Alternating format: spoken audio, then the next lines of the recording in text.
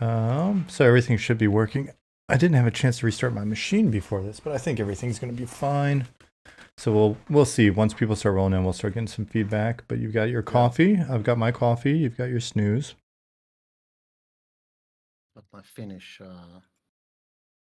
design coffee, typical, very very Scandinavian. What is that? It's called MnM's. It's like a cartoon from the, I think, the 70s. Very famous Finnish cartoon writer. She did the MnM's. Got different characters. This one in particular, he is. This is how I feel. This is me when I'm old. You know, magnifier, checking out insects. I swear it looks familiar, but it kind of had like a Dr. Seuss vibe. I actually played with magnifier when I was a kid. Some evil stuff. When you're Of course. Kid, I can make fire now. Oh, I can torture insects. Pretty horrible. Yeah, I think everybody's done that. Yeah. But then you realize like you can paint. You can sort of burn paint stuff. That was pretty cool. Like then you did some creative stuff. Mm. I've seen people like do actual beautiful wood burnings with magnifying. Oh yeah. Oh. Yeah. So Zukin's in, Baloo is in. I'm assuming Baloo, that's Simon Baloo. Let me turn up your audio full blast because we don't have music playing or anything in the background. So I'm gonna just turn it up in here first, maybe. Unless we want music in the background, then I can mix it so that Discord is louder and then the music is playing in the background. Do you want music in the background? Sure. It's your music. Works for me. Okay, let me try to set that up then. Hello Baloo, hello Sukan, hello Nicodemus, hello DDJ77, hello Zemus TM. Good to see all of you. So we'll balance this in a second. Quixana, good to see you.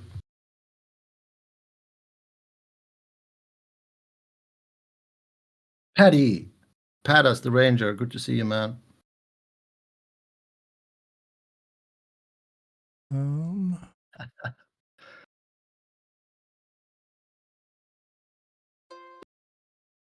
Go to the playlist.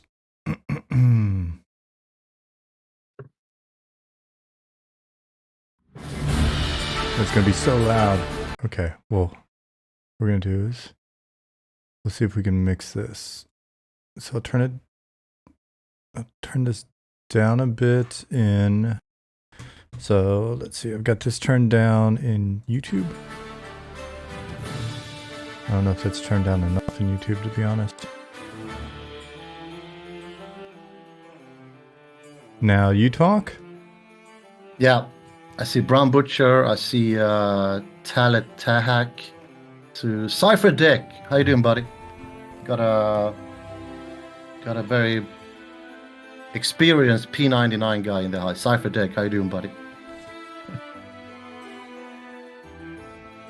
All right, give us feedback now. Give us lots of feedback early on so we get this right, because I can't hear it.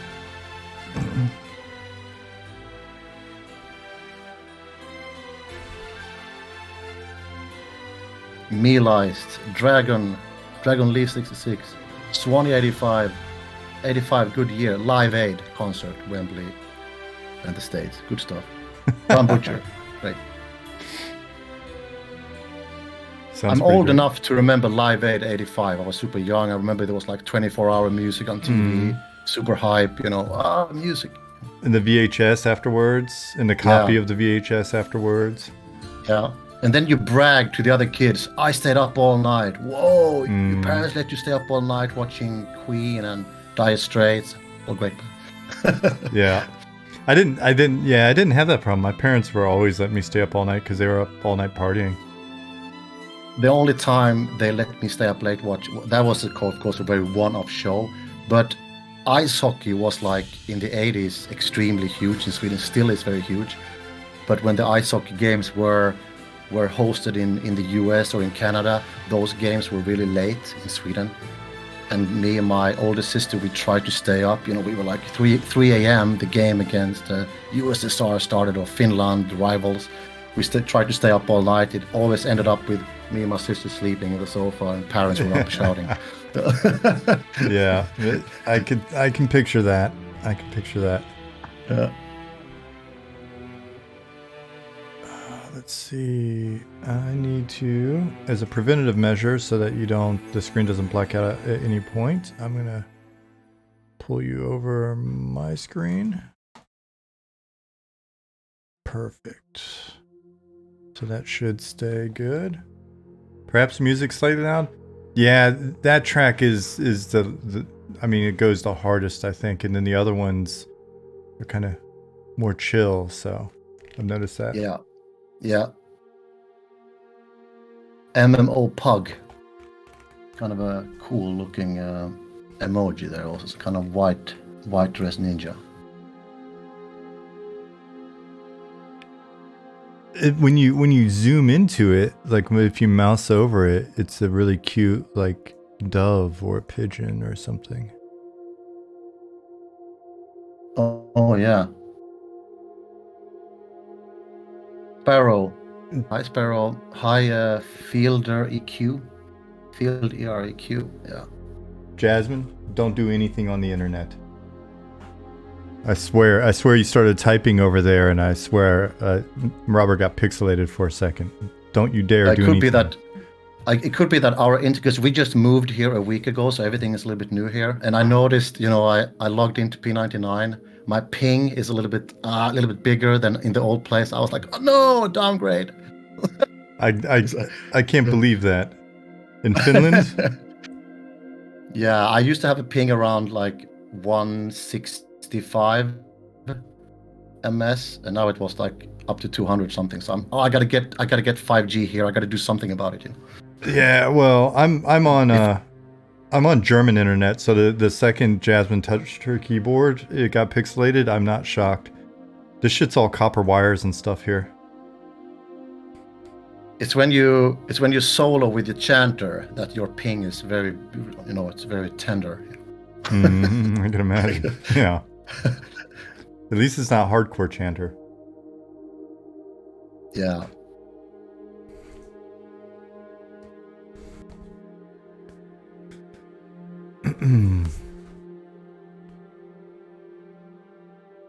We're just letting people get in for now, and then and then we'll get serious about it.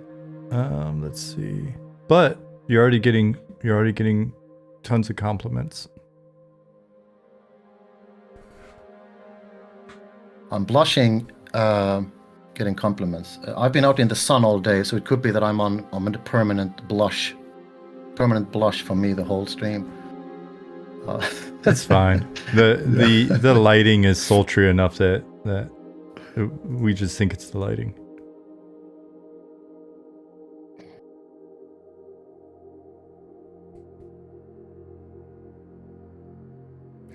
Dragon Lee, I do the same, writing that. I have to say, usually when I play a game, I turn the music off, not MnM. Oh, that's a great compliment. When I play games, I usually have my own little playlist. I've made a playlist out of Jeremy Soule, Elder Scrolls tracks that I like, mixed with some Peter Gabriel instrumental stuff. So I have my little now I'm gonna play a game playlist thing, When a bit all over the place. But when you play a game for the first time, do you go into it like all the audio is sort of pegged out, like analyzing, wanting to know what are these guys gonna do? Yes. Yeah. I'll give the chance. I'll give the game a chance first. Yeah. But with EverQuest, even though I love the EverQuest music, it's just nice to have some other stuff in the background when you do certain things. Except when I'm raiding in TOV, I like that panic. Dun dun dun dun dun dun dun dun dun. Like I'm getting hyped, and then like 3 hours sweating, and then sometimes I turn on the original track. Yeah, it makes sense. I mean, the rest of the time, though, after several hundred hours of playing, I think it's just with EQ. For me, it really became more of when it came to audio. I'm in this place, and so whatever audio or something playing on a TV next to me or whatever I needed to just sort of like make me continue to kind of feel in that place and relaxed was what I was shooting for. Yeah. The worst is when you play a new game for the first time, and the whole game starts with a long cinematic scene when you cannot escape and go into the settings right away. So it's like things are blasting and the volume is off. You have to sort of suffer through the epic cinematic intro, and then after that, when the game actually starts, then you can go in and set volumes, and then I usually just start over again to see the cinematic intro with the correct settings, you know. Right. Yeah. Unchained P99, good to see you. Mealized, Sledgehammer, good stuff.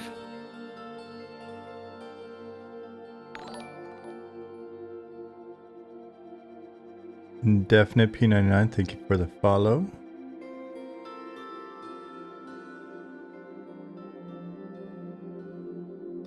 Yeah, Sparrow, I was so hyped the moment I saw the sketch.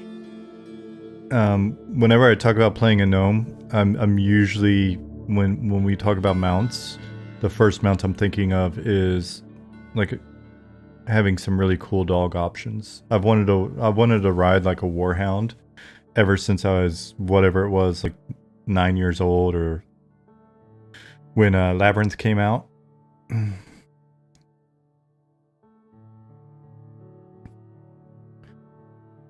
Corgi Warhound. Oh, I can see that. I'm telling you, if we've got the budget for it, we'll wind up having like 10 different dog breeds just for mounts and all sorts of silly shit. I have actually two ragdoll. I have one ragdoll cat and one domestic cat running around in the living room. I might bring them in later just to show them. They are beauties. I think on at least one of our chats or two of our chats, I've seen one of them, at least one of them. I think the very first time you and I chat was like we had a video conversation, and I saw your dog Rune, and I showed you at least a ragdoll boy, which is like a 10-kilo huge beautiful thing, fluffy thing, which is like the same weight as Rune. Yeah. Oh yeah. Like a gentle giant, you know.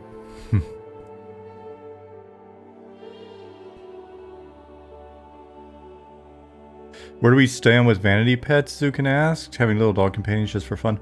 I like them. I think the only downside to vanity pets that are like in the world is if they're too obnoxious, especially when they're the cosmetic type that are purchased.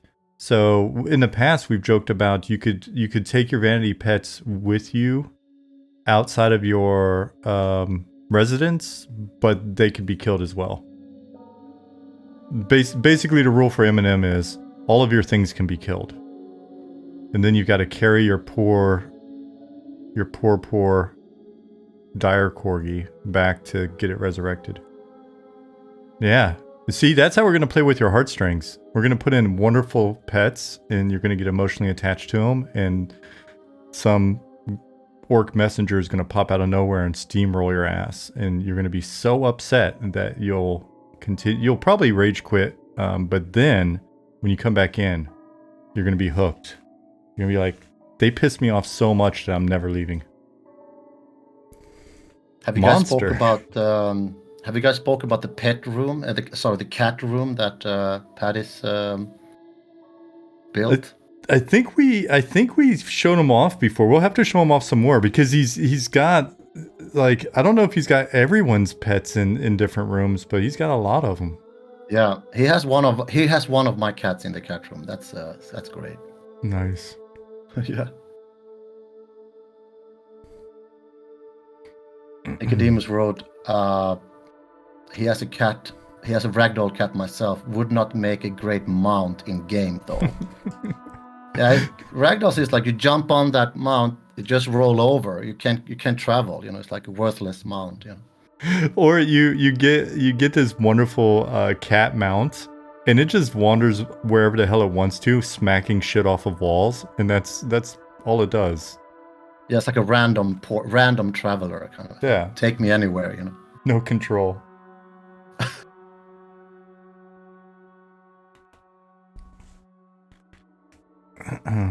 Mount request sentient potato. Sure, it won't go anywhere.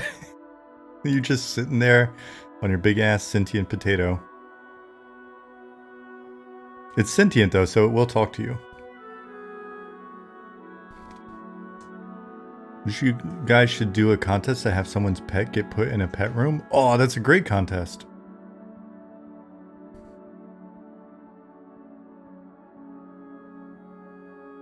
Cool. I think, you know what, we probably I haven't checked because I don't check the numbers. Oh, we got plenty of people in here. Let's do this. Let's get official. I think the dog is done playing with his brain game in the background, distracting me. I missed Jasmine's last question, but seems like that's fine. Oh, Ambrosius, you're right. Cool. All right, Robert. We're gonna treat this kind of like one of the other interviews, but you shouldn't feel that way because you can come on here whenever you want, right? Like we can hang out whenever. But everybody's super excited to have you on here, so let's go for it. Tell everybody who you are, and then I guess we'll start at the beginning. Well, I'm from Sweden and I live in Finland, and born and raised in a Swedish countryside village, and grew up in a very musical family. My father plays guitar, and when I think back to my childhood, I think like this sort of perfect circumstances for a kid to grow up with music and music instruments. We had like a music room on the second floor with the drum kit, bass guitar, a lot of guitars, keyboards, and me and my dad jamming since I can remember, from beginning of my life, playing various instruments and getting a good ear, taking out songs, listening to songs, imitating, finding the chords, sort of those very important skills that you learn when you're a child. You take that in, you get a good ear. Pretty much set my goal in life very young. That makes a ton of sense, right? Like that makes, yeah, I can't imagine any other way. What kind of music though? What music was he playing? So I grew up with a lot of guitar music. There was like Beatles, Dire Straits, music from the 60s and 70s, Elvis Presley, a lot of guitar-based music. That's probably why I decided to play keyboards, because we already had one guitar star in the family. So I decided, piano, that's my thing. I started to play drums. I still play drums, but piano. And there are a lot of pictures of me when I'm a kid, when I'm sitting alone in front of the radio, the FM radio, with headphones on and twiggling around, and I'm sitting there in my own cave as a very young kid. And that's pretty much the same thing I'm doing today when I'm, tweaking around sounds and being in my own world. That sort of like to work alone in that way. Like there is the sort of live performer that I've been for 25 years, since I started my career as a live keyboard player. That's another side, sort of the performer, go out on stage, but before the concert and after the concert, I'm pretty much I enjoy silence and quality alone time. So there's those two very strong oppositions, like. Yeah, it makes sense. It's interesting to see you turn it on. So we Jasmine and I got to hang out with Robert last month. I think it was last month. It seems like longer, but I think it was only last month, and we got to hang out, and it was funny watching you, dude, because we were just talking about EverQuest and the game and everything all the way up until like 10 minutes before you got on stage. And it's like, okay, I gotta run and do this real quick. You run up, next thing you know, you're on stage, rock out for however long that was, like tons of energy, came back off stage, 5 minutes later, straight back into the conversation. Like, yeah. Nicodemus asking if my dad was electric or acoustic guitar player. Definitely electric guitar. We had acoustic guitar as well. He's a very good rhythm guitar player. But there was definitely electric guitar. We had, Fender guitars. That is my dad's Bible, sort of the Fender. There was like Fender Stratocasters and a couple of Telecasters. And my father also, he knows how to build guitars and build old school tube amplifiers. That is his signum. He's also known as the tube doctor in the area where he lives still. So guitar players from all around South Sweden, they're like, hey, I gotta fix my old vintage tube amplifier, speaker, amplifier. Yeah, there is this guy in the forest, he takes care of that.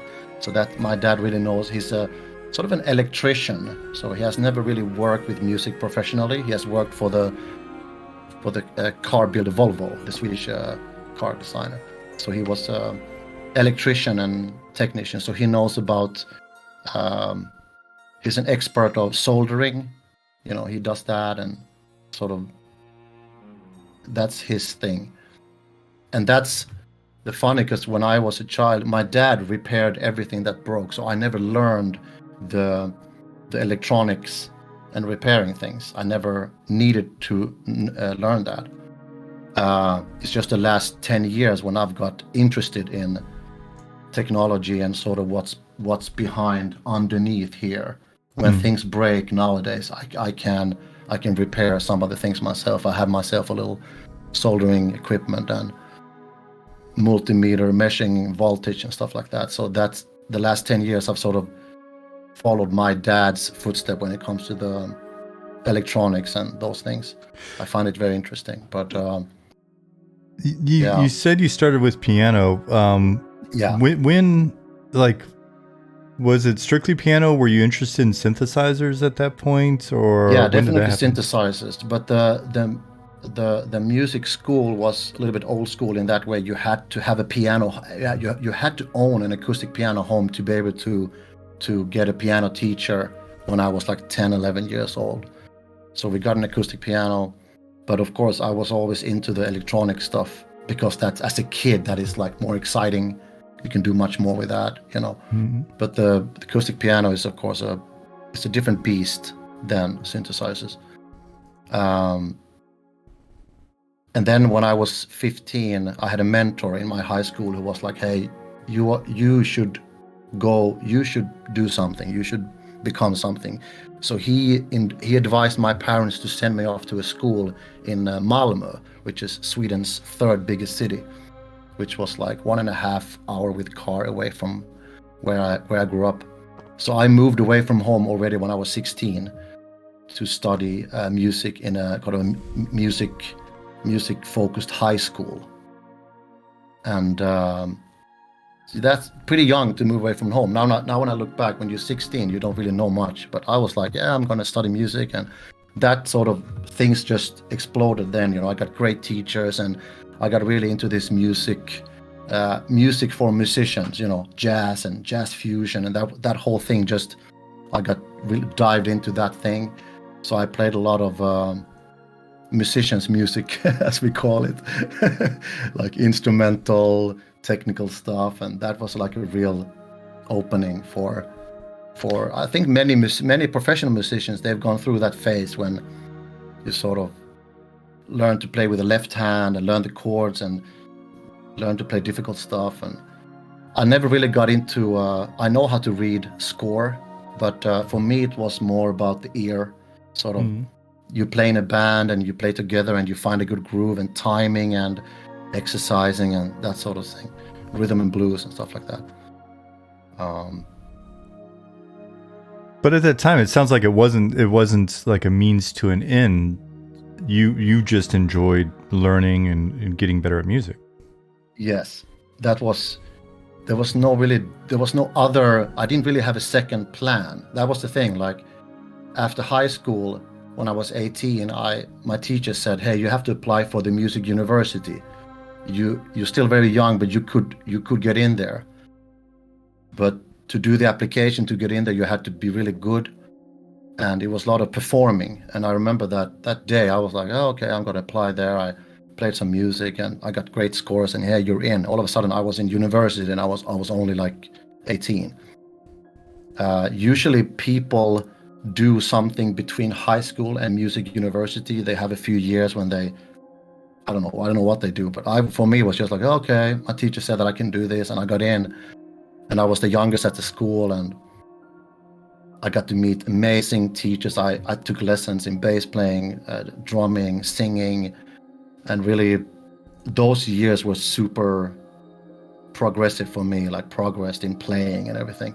And I got to know some older musicians who were doing tours with bands, and then I realized that it's all about contacts in the music business, right? Mm-hmm. It doesn't matter what education you have. If you're good at your art, that's probably not only with music, whatever. You don't have to go to an art school to be a great painter. Yeah, it's that way in games as well. Yeah, so it's like it can help you build contacts, and there are great teachers who can open the doors for you when you are young. You know, oh, okay, I can hear that you need to maybe practice a little bit more this and go through that. Sort of just give the keys to these doors. And then I met some musicians a little bit older than me. So I was always the youngest guy in bands and everything. And then I met a drummer who asked if I was available to do this tour in the States with a progressive classic rock band called the Flower Kings. And that was my first tour. I was like 22 years old, and that was like the biggest thing for me. You know, going to New York with a band and playing, going to South America and playing. That was like the first and the big tour that I did. Yeah, I mean, that had to have been pretty mind-blowing. You said you're how old? 20? 22? Yeah, 21, 22, something like that, yeah. Before we go too much further and lose it, Eleven hi. Oh, I forgot to turn that off. Hey! Thank you for 3 months, Dragon. The question above, do you have any instruments from your childhood that survived? Like from back in those early days when you first started playing that are still around now? No, I don't think there was any. Well, the acoustic piano that we needed to get for me to get into the music school when I was 10, that's still in my dad's home where I grew up in Sweden.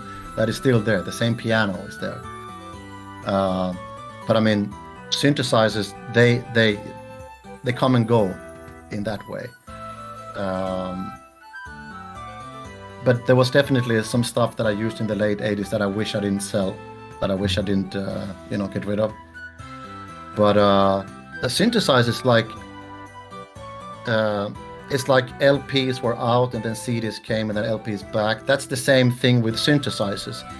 Like there was like let's say 10, 15 years ago, there was a big boom of 70s analog retro synthesizers. Mm-hmm. Everybody wanted to have that sound and those old things.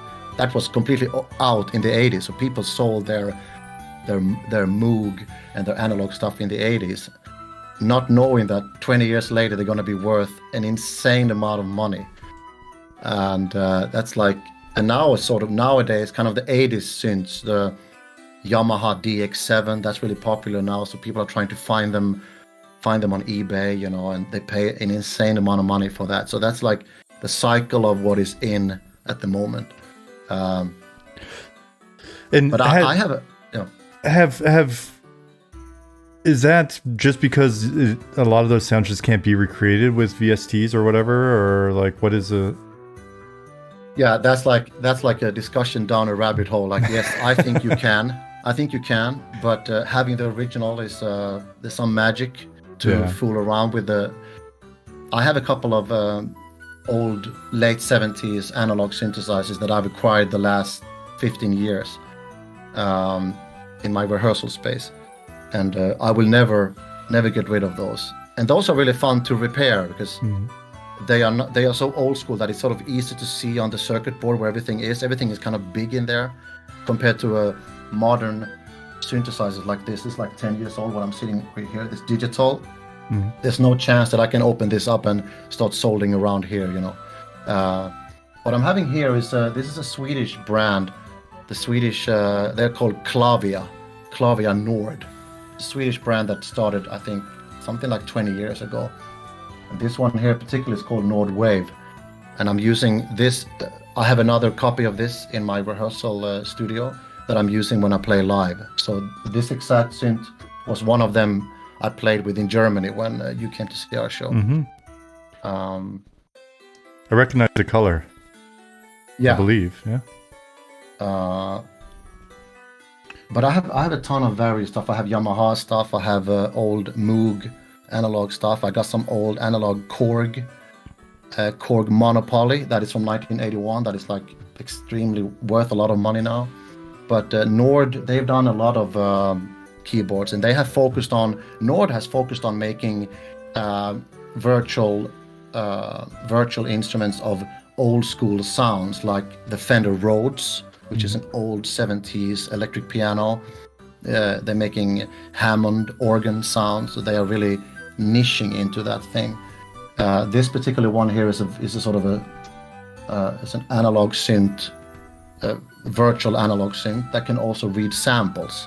Which is if a synthesizer can read samples, that means that you have sort of unlimited sources you can sort of add in here. You edit it on your computer and then you transfer the sounds here. So I'm using a lot of samples from when I'm playing with the band. We're using some samples from the album that I have just sampled from the album and use them here.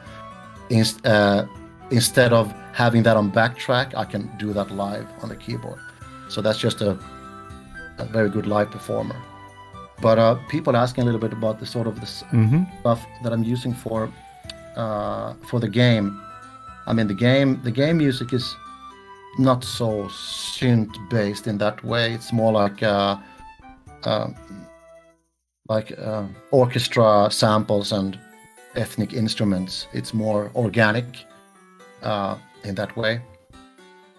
Even though there's a couple of tunes that definitely have sort of synth stuff in them, like Glass Flats, for example, is the whole beginning of that song is just this synth playing these fat chords in the beginning, very synth style, very 80s kind of thing.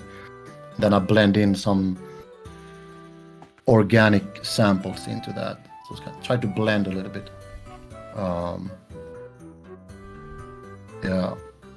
But I forgot to say about my childhood. I mean, of course, I'm a gamer, as much gamer as a musician. You know, grew up in Sweden in the 80s. The Commodore 64 was an extremely boomy synthesizer computer that everybody used. So Sweden and Germany, Germany, and the UK were the sort of bastions for the Commodore 64. Not so much in the States. Even though there are some Commodore 64 enthusiasts in the States, but it wasn't that big then. In the States, it was more like Nintendo 8-bit. That was sort of the thing at the same time, around the mid-80s. Yeah.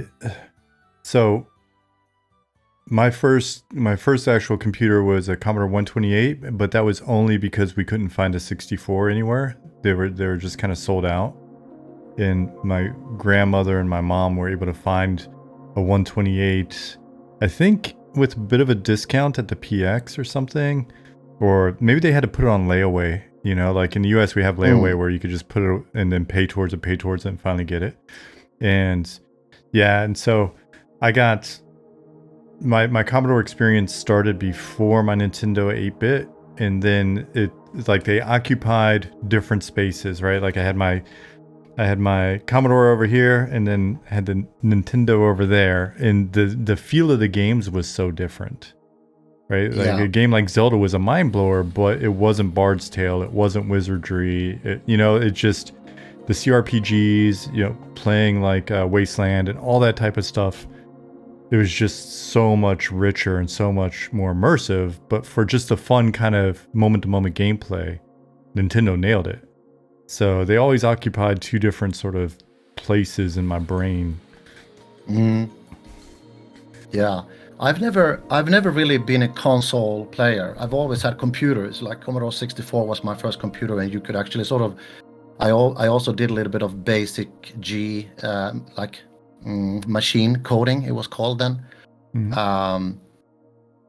And I subscribed these on these computer magazines that came once a month to the post. That was like Christmas Eve, once a month, when this computer magazine came, and there were actually code written that you type in to your computer, and small games and stuff like that.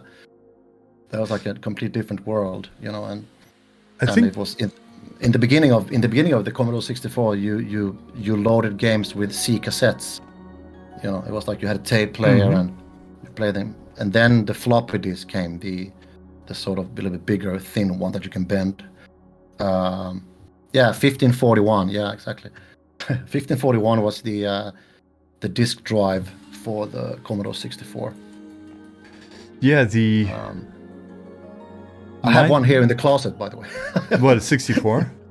I have 3 Commodore 64s, and I have the original 1541 floppy disk and the 1541 Mark II, which was a sort of double. You could use both sides of your disk in that one. And I have tons of games here as well. So like once a year, I pull my TV out and I hook up my Commodore 64, and I'm like, let's go back in time. And you know, one tear is going down my cheek. Yeah. I think the thing that kind of blew me away with another difference between playing the console and the Commodore was just the idea that you could get a floppy with some games on it. And my dad, at one point right after that, I spent a year. My dad was in Korea for a year, and so it was just me and my mom in a trailer in like Florida. We had moved from Kentucky down to Florida. And it was like in the middle of nowhere, so I had plenty of video game time. But he mailed me a floppy disk with just random games on it, right? And it was just like weird shit that was like some bootleg Doctor Who and all these, and just that idea that you could get random stuff that people hadn't heard of before. You could get on a bulletin board, or to me the computer always just felt like weird possibility. And the first time that really clicked for me was when I was going, the Army base had a library where you could basically sign up for time on a computer, and they had a couple Apples, like Apple II or something. And I think I've mentioned this some previous time, but I was playing Ultima there, and I came in and somebody had edited the program, edited the data for it, and left treasure chests everywhere. And it was just like, oh shit, you can... someone did something to this, like they're messing with this thing, right? So it's like this idea of possibility. And so it's like console was fidelity, but you never knew what was going to happen on the PC, which is fucking amazing, right? Like anything can happen, and it's been such a big driver.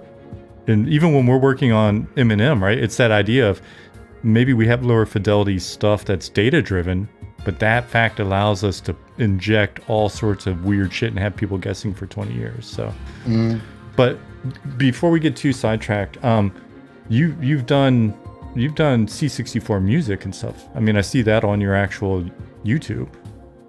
Yeah, like back in the days, of course, it's very limited working actually on the Commodore 64 with music, but it was already then starting the sort of sequencer. 3-channel, and but then I decided to I want to try to build sort of a modern Commodore 64 synthesizer, and I find a sort of a template idea from some German engineer who had made this sort of software that can take use of the original Commodore 64 sound chip, like an IC, the IC chip that is in the Commodore 64.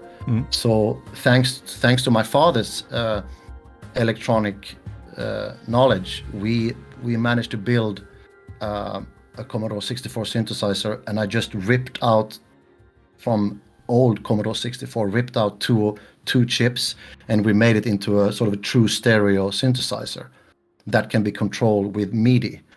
I can actually show you the machine. Just give me a second. Yeah, do it. Yeah, you guys are talking about trade wars in chat. One time I was I was ranked number 1 in trade wars in Florida, and it was only because I made it back in first after one of those mini thunderstorms had knocked everything offline. Immediately got smashed again. So here, this is the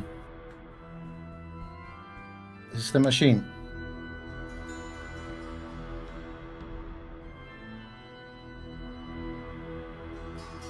See if I can get the, yeah, exactly. That's the Commodore 64 stereo synthesizer right there. That thing looks awesome. Yeah, and back here you have the MIDI in and out here, and the stereo out. Yeah, it's like an insane cool machine. Robert, like the real deal. This is not like virtual analog. This is like the real deal because there are two Commodore 64 chips in here. So there's like the real deal. It's like amazing. That thing is incredible. Yeah. Nicodemus had asked, and it's a good question. What does MIDI mean for those? MIDI is like it was invented in the early 80s just to control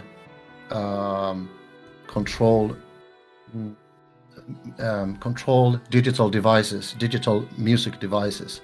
So this one has MIDI inputs here, which means that since this doesn't have any keys to play on, I need to connect this to a synthesizer with keys, with one cable here, and then I play on this keyboard, and the sound is coming from here. That's exactly what MIDI is communicating. So it's like MIDI is just sending signals. So when I play, when it's a cable connected here, I play here, it registers, he's playing a B flat, and he's playing a B flat here. And it's also registered the velocity, which means that the amount of power I have here, right. How much power is going, and so that is sort of, MIDI stands for, I think, musical instrument digital interface. So that's like when people talk about MIDI music, for example, when people played PC games already in the beginning of the 90s, but all through the 90s, some sound cards, like Sound Blaster, like Nicodemus, they had like a MIDI in them. So the game sends MIDI signals to the sound card to produce the audio, to produce the actual sounds. So when you're sending MIDI, you're not sending actual audio, you're sending just information on what key is being played at what force, what velocity, as it's called.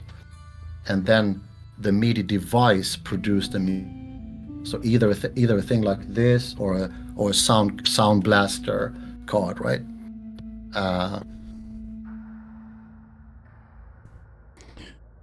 That's how it works. So we can still hear you perfectly. I'm trying to figure out what's going on with video. Yeah, I'll see what happens here. Take a look. Yeah. So it's hard for me to tell if it's You seem like I dropped out. I really don't know why. Discord's wonky sometimes. Could be on my side. I don't know. Yeah, now I'm back. It was something in Discord. Yes. I think I'm back again. Yeah. Yeah, you're back. You're back. Yeah. So when people talk about MIDI music, it's like it's a bit complicated because MIDI is just information sent to a MIDI device that has sounds, and it depends on what sounds that MIDI device has, what kind of sounds come out, but yeah. Yeah, I think for a lot of a lot of folks, they hear MIDI and they just think it's like it's specific to a sound from back in the day, right? It's like, oh, that's that old school sounding music, you know, but not thinking of. That came up, I think, did that come up in the comments? Or I remember that coming up when you had posted the video of the theme song, and does it say it in the title or what? Like maybe MIDI music or whatever. Yeah, MIDI screencast. That's just a screencast, just a terminology for people who post music on YouTube, and they have sort of the MIDI visually lined up so people can see a little bit what voicings you're using. Kind of like a MIDI score, some people call it also, yeah. I remember, right? Yeah, that was like a year ago. I was on tour and somebody was asking all these interesting questions about MIDI, and I remember sitting on the airport and I wrote this like pages of nerdy information, but that was an interesting discussion, at least, the MIDI music, yeah. So, kind of bringing two different topics together, then in Slack in the past, when you've been at festivals or you're on tour, you've shown your laptop. I think you've even shown your laptop with like EQ on it, with the festival from on stage with like festival in the background or something before, right? Like, so you've got your love of games and your active sort of touring musician profession really do seem like they share the same space, just like you were saying earlier. It's like music and games are... Yeah. They go hand in hand in weird circumstances, especially when you're on a festival somewhere and sitting backstage in a tent somewhere or whatever. Then we have like a monitor technician who is doing the sound for our in-ears. And he has a nice rack there, you know, like gears and everything, and he has this platform which is like perfect for EverQuest laptop to be placed at, you know. So I can do my important EverQuest stuff right before we go to the stage. Yeah, it's my favorite is like, what, you know, all these musicians I play with, like there's no because usually it is like this, right? If you are a professional musician, you know nothing about computer games.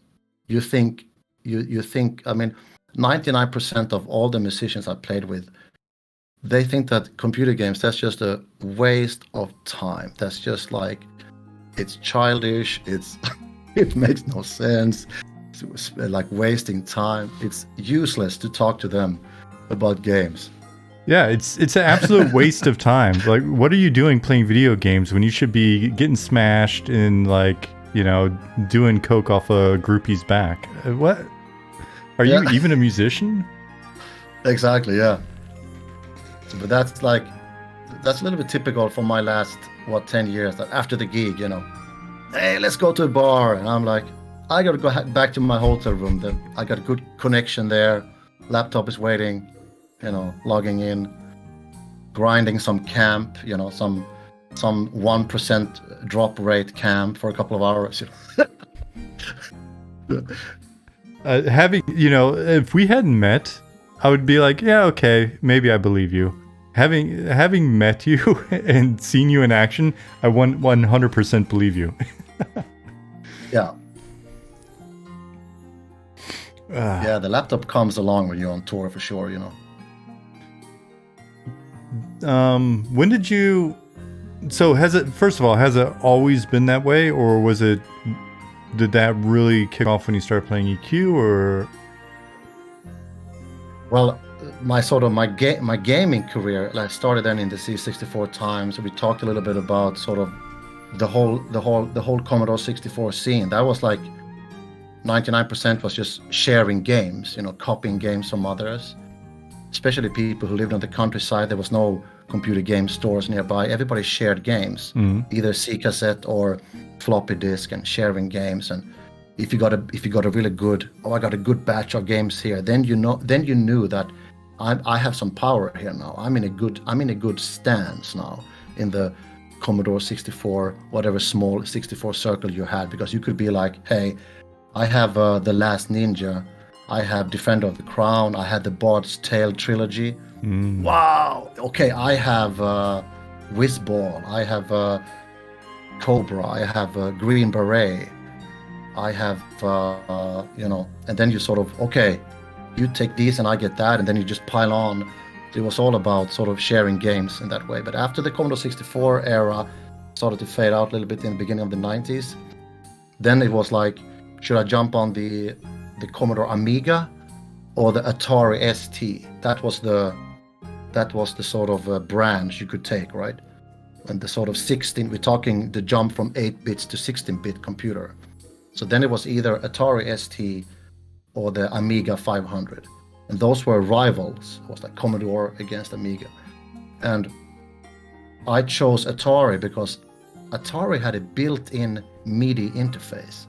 The Atari ST had like a MIDI in, MIDI out.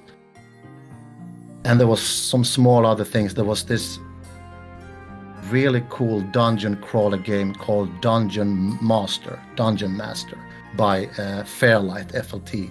Came out in 1987. Kind of a grid-based dungeon crawler, right? You move, turn 90 degrees, and walking like that. That was like the coolest game ever. And there was this thing that Atari ST owners, they could buy that game and it would work right away on 512 kilobytes RAM. But the Amiga, the Commodore Amiga, they had the same RAM, but they needed another half meg RAM to play the game. So the Commodore Amiga had another system requirement. That was also a thing that, hey, I can play this on my Atari, but the Amiga guys, they have to go and find this extra RAM expansion, which was kind of a mess back then, small things like that. So I chose the Atari, and Atari was also more of a music computer. Like, it started already in the late 80s when in every professional studio, people used the Atari for MIDI sequencing. So like all the big bands, every music producer in the mid-late 80s, they were using Atari ST as controlling the whole track. It was like click track, and that was a super big thing. But that was sort of the start of Cubase, Pro Tools, Logic. That whole thing really started to boom late 80s, early 90s. Yeah, I was about to ask, like, what was the actual, what was being used? I think one of the first one was Steinberg made Cubase, and they started out, I think, in the early 90s with like Cubase. There was something called Pro 24, which was just a kind of a MIDI, and then Cubase 1.0 came, also MIDI. But then in the beginning of 2000, you started to use audio. You started to record actual audio with the computer, which required more meg, more RAM, external hard drive and stuff like that. So that really started to come in the late 90s. Yeah, Cakewalk, exactly, Cakewalk. And then that thing really boomed. The Pro Tools started to come in the mid 90s also. And that's really fun. The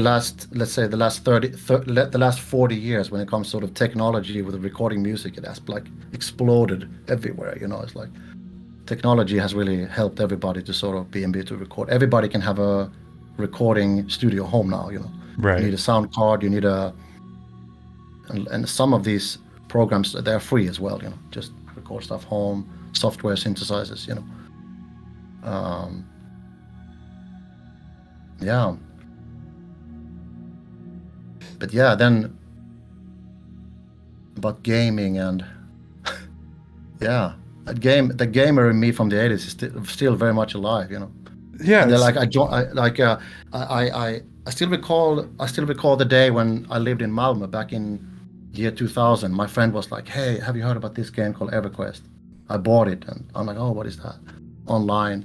Okay, got a subscription, and me and him are still friends in real life, and he plays P99, so we've known each other for like 25 years, and he's on the blue server, I'm on blue server, we play a lot together, and some things have not changed at all for 25 years. Yeah, well, it goes by fast enough, right? Yeah, but then I didn't play EverQuest live long, maybe a year or something, and then there was so much music around that I've sort of the gamer in me disappeared a little bit, doing gigs all the time. But then I bought. I got into EverQuest 2. I played PvP actually on EverQuest 2 for a couple of years, and I played Vanguard for about a year or two. And then in 2016, January, me and my friend were like, "Hey, should we try this P99 thing?" And that is like, ever since I installed that, and then that's been more or less the only MMORPG that I played, more or less, since then. And I got like 10 characters on P99 Blue, like 5 or 6 level 60 and a couple of plus 50.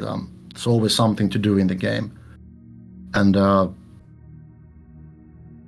yeah, somebody right here, race and class of choice. Yeah, I can tell you about sort of when I joined P99 the first time, I was like, I'm gonna roll a ranger. That's gonna be fun to play. Not knowing that, and the thing is that I'm kind of a solo small group player. Like sort of I prefer small groups and dungeon crawling and solo play duo, stuff like that. I didn't realize that playing a ranger on classic EverQuest as a first tune with no plat is like, that's pretty hardcore. Like, you know, leveling up a ranger to 60 without twinking, it was like, oh, I didn't know that it would be so rough, you know. I remember I reached 59. I was like, I think I'm going to roll another class now just to try out something else. And I rolled a Necro, and I was like, I got some options here now, and started to collect some platinum in game. Hey, I can camp these loot, and I can do this, and I can gather up a little bank, you know. And then I realized, hey, now I got some cash coming in here, and then I made a chanter after that. So I have a chanter epic. I got a monk 60 epic. I got a torpo shaman. So Necro definitely, like a big love for that. But yeah, Ranger was my first tune. But he's 60 now. Finally, it took a lot of years and a lot of sweat. But my Ranger is 60. I feel good about it. Nice. Yeah. But yeah, it's. I started out playing a lot. I didn't do any raiding at all. I mean, I was just a kind of a solo duo, small group thing, you know, going down to the crypt in Sebelis with small groups and doing dangerous stuff. And I also played before Gina became a thing. So, you know, you have like an analog clock, you know, when you check out the timers here and pen and paper kind of a thing. You know, finding out the respawn timer, not trusting the Wikipedia at all. I've learned that about sort of a P99, that don't trust the Wikipedia and don't trust what players tell you. Go to the camp yourself and find out exactly how it works, you know. But yeah. Robert, when there's certain questions that come up, do you want me to call them out, or do you want us to? Because when you're on a roll, there's good questions that come by, and I'm like, oh man, I hate to miss it. But if you're on a roll and we're talking about something specific, then we can always have people ask them again later. Yeah, sorry if I'm just, you know, I go on a roll, I can talk about this for hours. You know? I love it. I know. I know. Dude, that was amazing. Yeah, once we started talking, like when we met up, there's just like there's non-stop stream of just different things to discuss or whatever. It's amazing. I love it. Yeah. Yeah, so there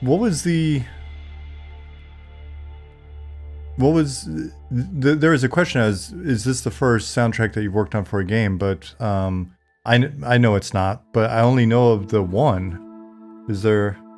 Yeah, 2014, I bumped into this developer, French developer, who was working on a dungeon crawler similar to the Dungeon Master I mentioned from '87. This sort of grid-based dungeon crawler.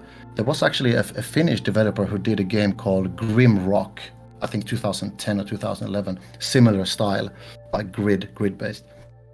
which is something I kind of like. It's very old school, like Mm. grid and so 2014 there was a French developer who was prominent in the tennis game. He had done this tennis elbow series, which sort of apparently pretty big in the tennis game, and they are all on Steam and everything. He was doing this dungeon crawler called The Fall of the Dungeon Guardians, and it was under early development, and he was doing it all alone. And I contacted him just because I wanted to ask if I could be a beta tester. That was like, hey, maybe I needed to find a new game or something new. I contacted him, and I only told him that, hey, I'm an old school dungeon master, grid player. I know exactly these kind of games. So he was like, hey, you can be my beta tester. I send you everything, and so I was like, that was like hardcore beta testing. It was like we were emailing all the time, and I wrote him exact location. It's very easy when you play gritty games. Everything is like blocks. It's easy to, I'm standing here on sort of A37, K88, facing Right. north. There's a little bit of the gate doesn't go down or something like that. So that was like weeks and weeks, a month of just, it was super fun. I didn't ask for anything. Then he asked me sort of a little bit, hey, what do you do? I said, I do music. I play shows. I tour. Got my studio. Oh, okay, yeah. Then he asked me, hey, are you interested to make some music and some ambient sound for the game? And that's how that came along. And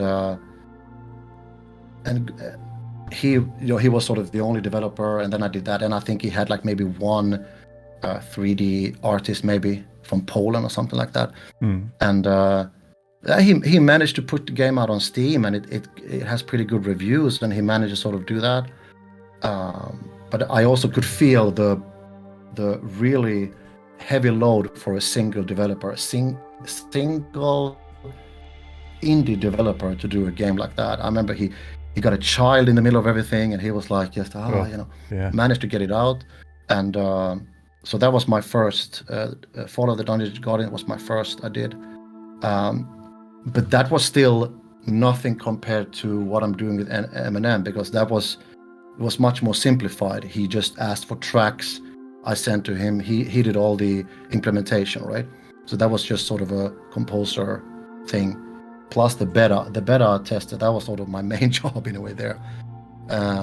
In the same era, he asked me to do some music for his tennis elbow series. So I did a couple of more modern, sort of upbeat electronic tracks for that. And then there was an Australian developer who asked me to do some title tracks for his game. And so that ever since then, it's sort of been small things here and there.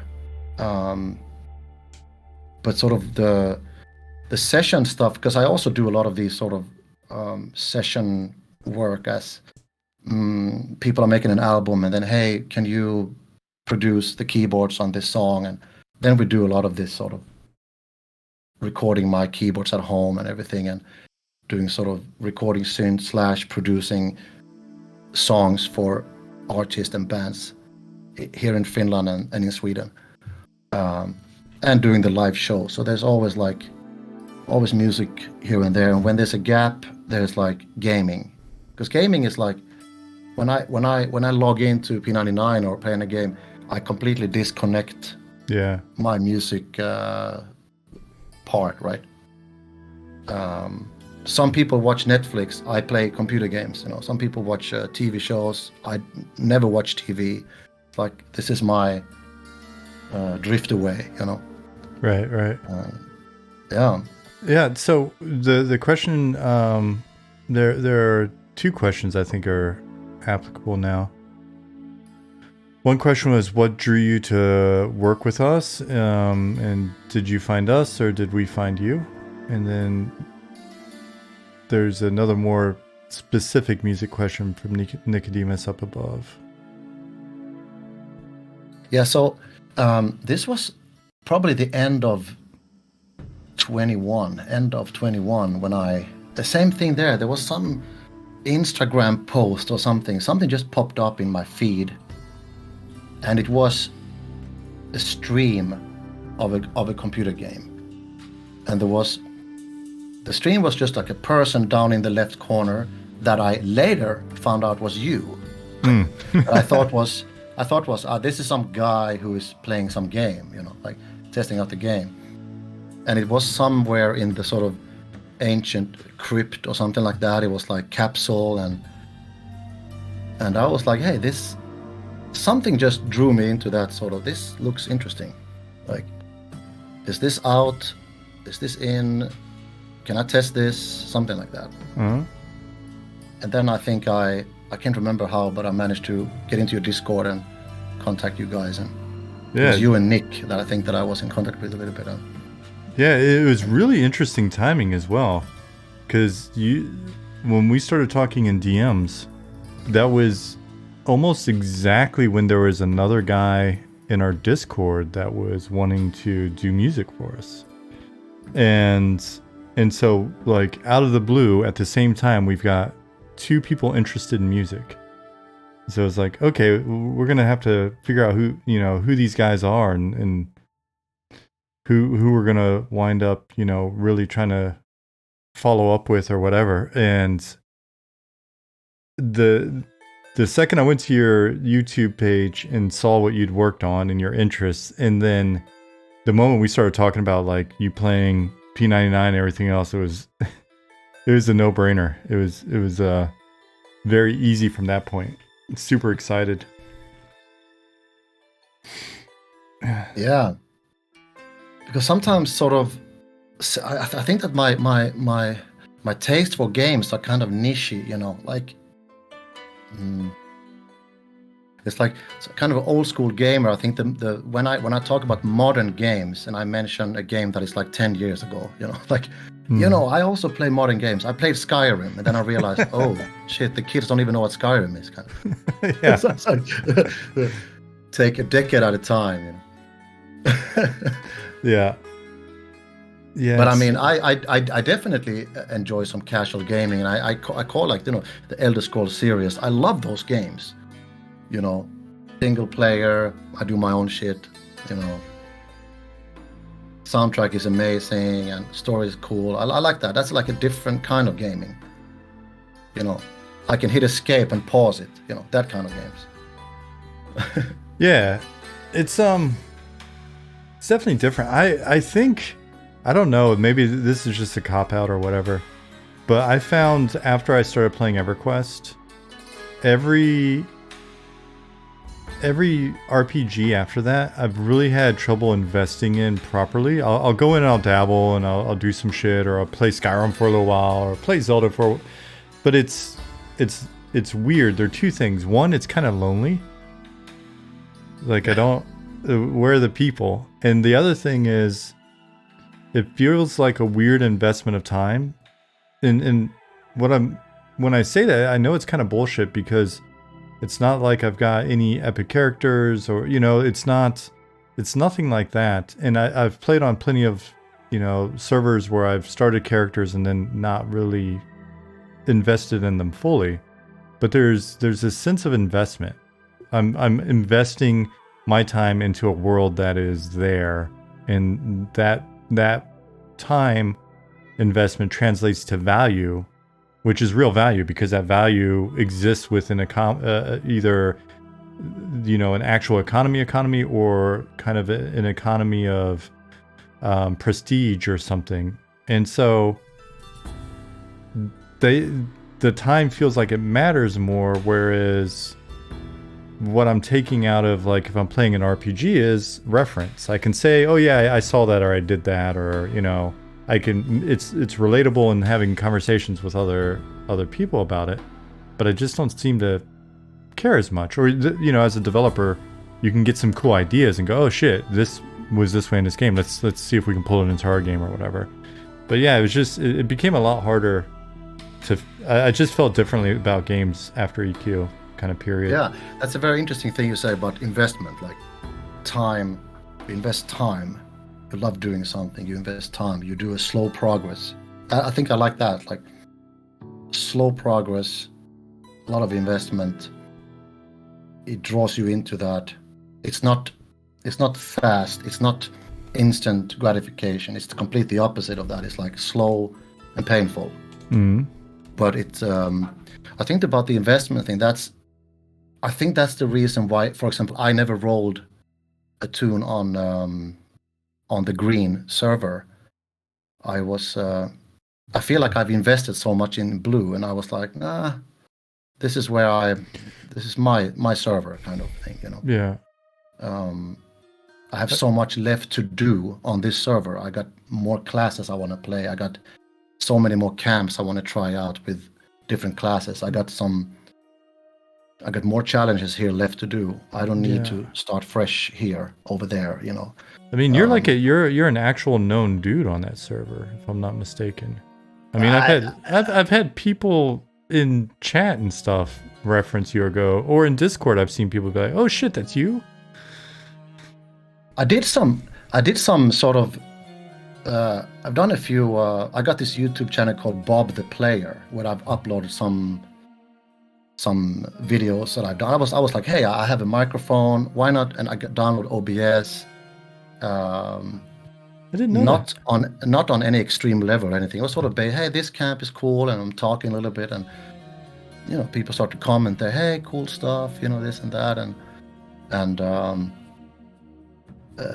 yeah. But that's fun now. When you've been on the server for that long, it's fun to log in and give some back to the newbies, you know. I still see that, hey, there's a level 10 Necro running around here. Hey, let's buff him up, and hey, I'm gonna log my chamois, buff you up a little bit, and sort of give back to the newbies. Yeah, which is, I mean, we were just talking about that the other day, right? Like, man, when were we talking about that? Maybe it's on stream.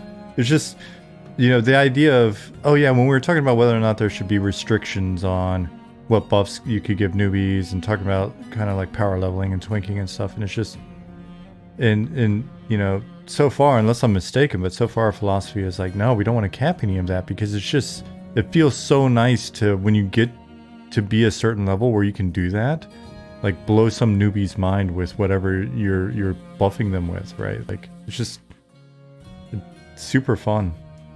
Yeah. And also like finding out these small mysteries that the game still have, amazingly, you know. Like, I can give one perfect example of that. Like when I had gained some levels on my ranger, and I was like, I need some income. I need to be able to make some money. I went to Kithikor to camp the Shrelog pack, this weight reduction pack, and everybody that I went there, and everybody told me, yeah, it's just one static spider that is the pH. This specific spider here is the pH. Only this one. Respawn timer is like 6:30, I think, 6:40. And I was like, everybody's sitting there, insta kill the spider, then they go back up on the hill, they wait 6 minutes. I'm like, maybe it's not like pH means sorry, we have to it's like the placeholder for the possible name to pop. Yeah. So, which means that to make that mob spawn, you have to kill this pH, and there's a certain percentage chance that the named will pop. This, I think it's called Rechfek Shrelok or something like that. The orc, named orc. So I thought to myself, like, hey, I'm a ranger. I have tracker. I know I can track. I know that there's a lot of spiders running around in Kithikor. Tons of spiders. Everybody told me, no, there's only this spider, this static spider that is here. And I was like, I'm not going to trust that. I'm not going to trust people. I'm not going to trust people. I ran around the whole Kithikor forest and sort of killed all the spiders. I started to check my tracking, like named, popping up. I realized, everybody for like, what is it now? 6-7 years, everybody had thought that this is only one spider that can spawn the named. I realize now that I can run around here and collect these packages, fill them up, go to East Commandant's tunnel, sell them off for 150 plat, which then was like, hey, I got some money now, you know. then run back to Kitty Core, and there's one lonely guy sitting there killing a spider every 6 minutes, while I run around with tracking down every spider, killing them, collecting all the bags. And now I found out a secret. Of course, now it's public, so now the prices will drop down. Sorry, everybody. But just an example of sort of how you can find out things by just not trusting anyone and just go for trying out things, and then you find out, hey, they can actually spawn from any spider in the zone. I can save a lot of time here. Small things like that, really. Hey, I found something out. I invested some time and energy. I tried something out that no one said would work. Hey, this worked. I can make some money here now. And better gear, then I can twink up my Necro, my Chanter, whatever, and then go and solo some more stuff, and better loot, more money. That's like almost treating the game as a single player, but still, being active with other players and stuff like that. Yeah. It's really, so over the years of streaming, and talking about MMOs and talking about the people that come in and ask questions when I've had like EQ folks on here, and I think every single guest I've had on from EQ, somebody will come in and be like, have all the different items been found? Have all the quests been found, etc. And I think there's something super powerful about creating a world in which if there's an interesting looking something in the world, even if it takes years to find it, there should be something that is actually interesting there. And I honestly think the more obscure or whatever some of the things are, the more there's an opportunity for like the average person that's just curious and persistent to discover that and be the one. So it's not just the person that's in the best guild who's spent, the most time with that guild rating or whatever and has the best understanding of like the meta or whatever it is. For me, it's always felt like if we could create an environment where, so imagine there's this little, copse of mushrooms over in there's a path and it leads down to a little clearing, and there's just a circle of mushrooms, and nothing spawns there. Everybody goes, there's no rare, so that's not it. There's nothing to interact with, we don't think, or whatever. And then somebody down there just happens to be there when it's 3 full moons and it's a certain month, and this thing appears, or they just happen to have this item with them when they're there, or the first person to walk down there who just happened to have some shit in their backpack and it's nighttime, and then a thing appears. Like, that's the kind of shit where, and as much as I was blown away by WoW's just like, when it came out, the art and the sort of the production values and the fidelity and all that stuff, I would see these interesting places, and I was like, oh shit, I wonder what's going to be there. And I started learning pretty quickly that there wasn't really going to be anything there. It was just kind of an interesting looking place. And that felt super disappointing. And so with us, when we're working on it, I love this idea of like, we don't need to figure everything out, before we start working on a zone. We don't need to figure everything out before, we're doing stuff. Make a bunch of cool, interesting looking shit and lots of hooks and loose ends that make sense, but they're still loose. And then we're going to come back in as we get these systems and have these really nice data-driven, scheduled, layered stuff. And we've built our systems and tools with that in mind. Like, I really want there to be a thing that somebody discovers after 20 fucking years, right? Like, because I hear pleasure when you talk about like, oh, I found this thing, or when we were first talking, you're talking about like factioning and your enjoyment of doing weird stuff with factions. Yeah, that was like just a weird thing. Hey, I like this city to like me, even though I'm, I like. It would be nice to go to Kinos. I pronounce it Kinos. I don't know, Quanos, whatever. I say Kinos as well. Kithakor was right as well. Anybody pronounces it differently out there. Yeah. I just realized, hey, it would be cool if my necromancer could just go in and go to the bank in Kinos without being blasted by the wizard guild, So like, I had to figure out this super grindy, weird way to ask another player to go into the wizard guild close to the bank, pick up a sort of very low-level quest item, like a note, run it out to me in Kinos Hills, and then I have to hand it in to an NPC that was conning threatening to me. So to be able to hand it in to him, I had to be invis at the same time I handed it in. But I had to be a certain high level enough for him not to attack me. So I had to grind like extra 15 levels just to be able to do this. So this friend of mine, he ran back and forth picking up. It was a lore item, but it was tradable. So he ran back and forth between Kinos Hills.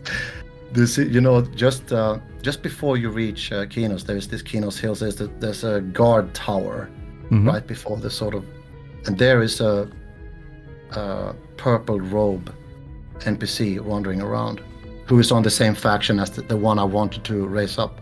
The faction is called Order of Three, and so it took days. And my friend was like, "Is this really necessary?" I'm like, "Absolutely, this is necessary. We gotta do this. So he ran back and forth, and I went in, and I'm conning. Still threatening. It's like, and then one day it was like dubious. Now I can go and do another quest. Now I can actually go in there, do another easy quest to grind that up faster. And all of a sudden, hey, I'm non-cost in Kinos. I can go to the bank, and I've probably been there once since then, But still, it was just a weird obsession that I got. I gotta do this grinding. I gotta do this thing, Same thing with I did this in the same. That was like 2017. I did the same thing with Hallas. I was like, I'm gonna grind this Hallas faction with my Necro. But that was like, there's some female barbarian inside a hut inside Hallas that I think she takes orc wristbands or something like that you farm in Everfrost. So I had to sort of run around Everfrost, killing these orcs, collecting the wristband, sneaking, invising back in, hiding behind somewhere, and 3D cameras I can hide, hand it in, then invis out again, running back and forth. All of a sudden, hey, I'm non-cost in Hallas, and I've been there once since then, But it was just a thing like that, grinding up the factions wherever you can, just like a fun little side quest, one of the million side quests you can create for yourself in that kind of game, open world. Yeah. First and I were talking about this the other day, right? Because we were talking about like how much content do you need to provide in a situation where someone does something unique with faction like that. And my thought was, it never hurts to have content, but for a lot of people, it's just the challenge of, it's that desire to be able to have done it. And once it's done, it's like, okay, cool. Now, I've actually pulled this combination off. It doesn't need to be a fully fleshed out, like, from that point forward quest path or something. So yeah, it's really interesting, and it's going to be fun for us to test the limits of how much we can not only support that, but make it feel a bit more integrated. But I think there's something to, and we talk about this a lot, things can't feel overly systematized. And I think if you overthink it and it becomes like a whole quest path and all this other stuff from that point forward, sometimes that takes away a little bit from the interest, because it started as just like a quirk. It was like, oh, I think I found like a glitch, or I found it's my belief that there's something really powerful to that feeling of, I found a bug, or I found an exploit, in a sense, right? Like, oh, I don't know that the game wanted me to do this, but now look at me. Yeah. Yes. Now, not like an obvious huge exploit, but like the quirk. And it's fun to design systems in a way where it facilitates that and doesn't feel like you found a thing that you were supposed to find, and because then it gets a little too close to that exclamation mark kind of. There's definitely, with EverQuest, there's definitely game mechanics that the developer did not intend to be, but the player community has found out a way. Oh, maybe you can answer this, John. I mean, using a global cooldown clicky. I highly doubt that there was something that developers, hey, we can have a cooldown clicky, and then you're able to click the highest spell gem instantly. You don't have to wait for that to cool down. That sounds like something. That sounds like a kind of a bug that everybody's using nowadays. Everybody's farming the shrunken goblin earring, whatever it's called, shrunken goblin skull earring, whatever. So they can use that everywhere. Every caster can. You cast a spell, you hit your global cooldown right away, and then the spell gem 1 is accessible right away. You don't have to wait those 2 seconds or whatever it is for that to be recastable again. And which is sort of changes many camps and changes the mechanics for casters. I bet that was not really intended. Could be.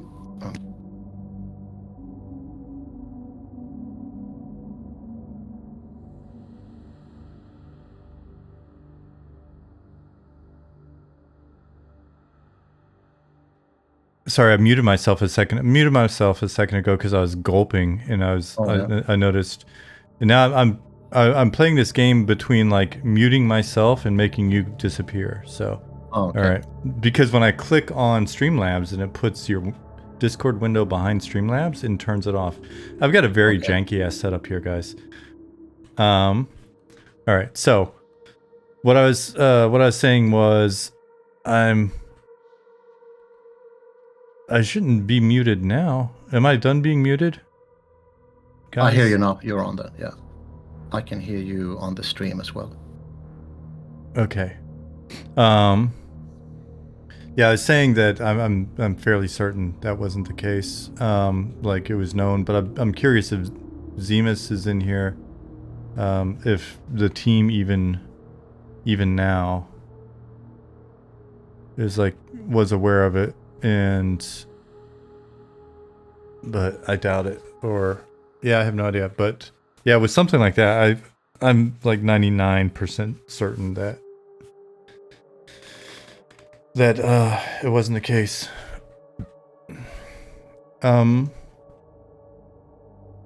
Chad's actually got a longer delay than expected.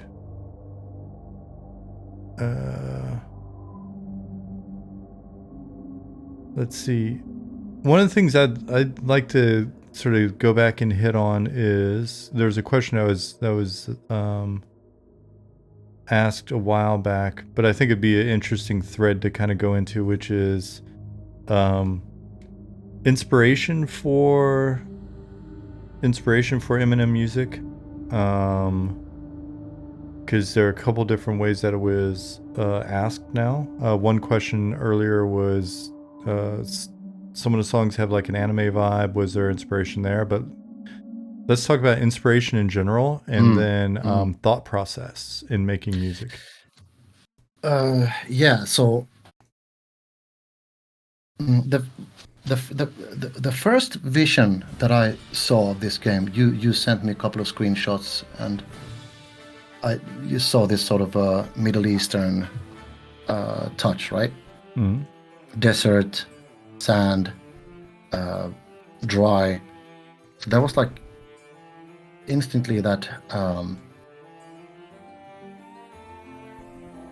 wanted to blend in ethnical instrument mixed with adventure, right? But I'm also very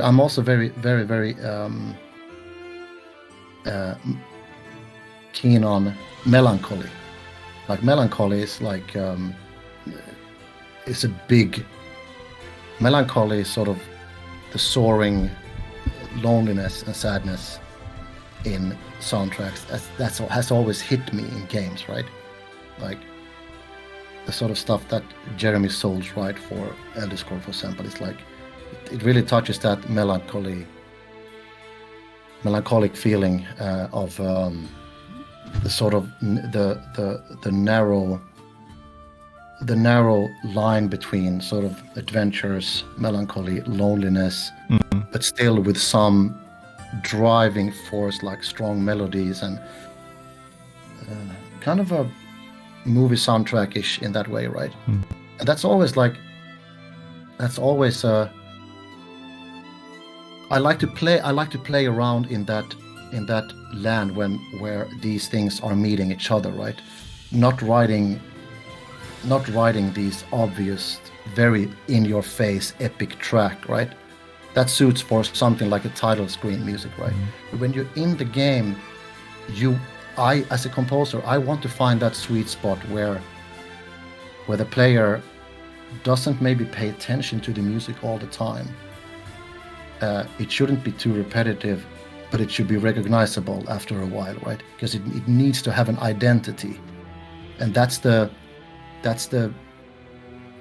difficult platform you're at, where you want to write something that has a strong identity. At the same time, you don't want it to be too much in your face. You want the sounds and the sort of the sound design crosses with the composition, and the melody crosses with the area that you're in, the ambient thing, right? And I think that, for example, I think that Jeremy Soule does that in the games, that Skyrim has a very sort of strong sense, and there's like Skyrim in particular there are a couple of tracks in Skyrim that has this very Scandinavian melodies. There's actually this specific track that is, it's called "The Streets of Whiterun." The melody is almost similar to an old Swedish church Christian psalm. Do you call it psalm in psalm. English?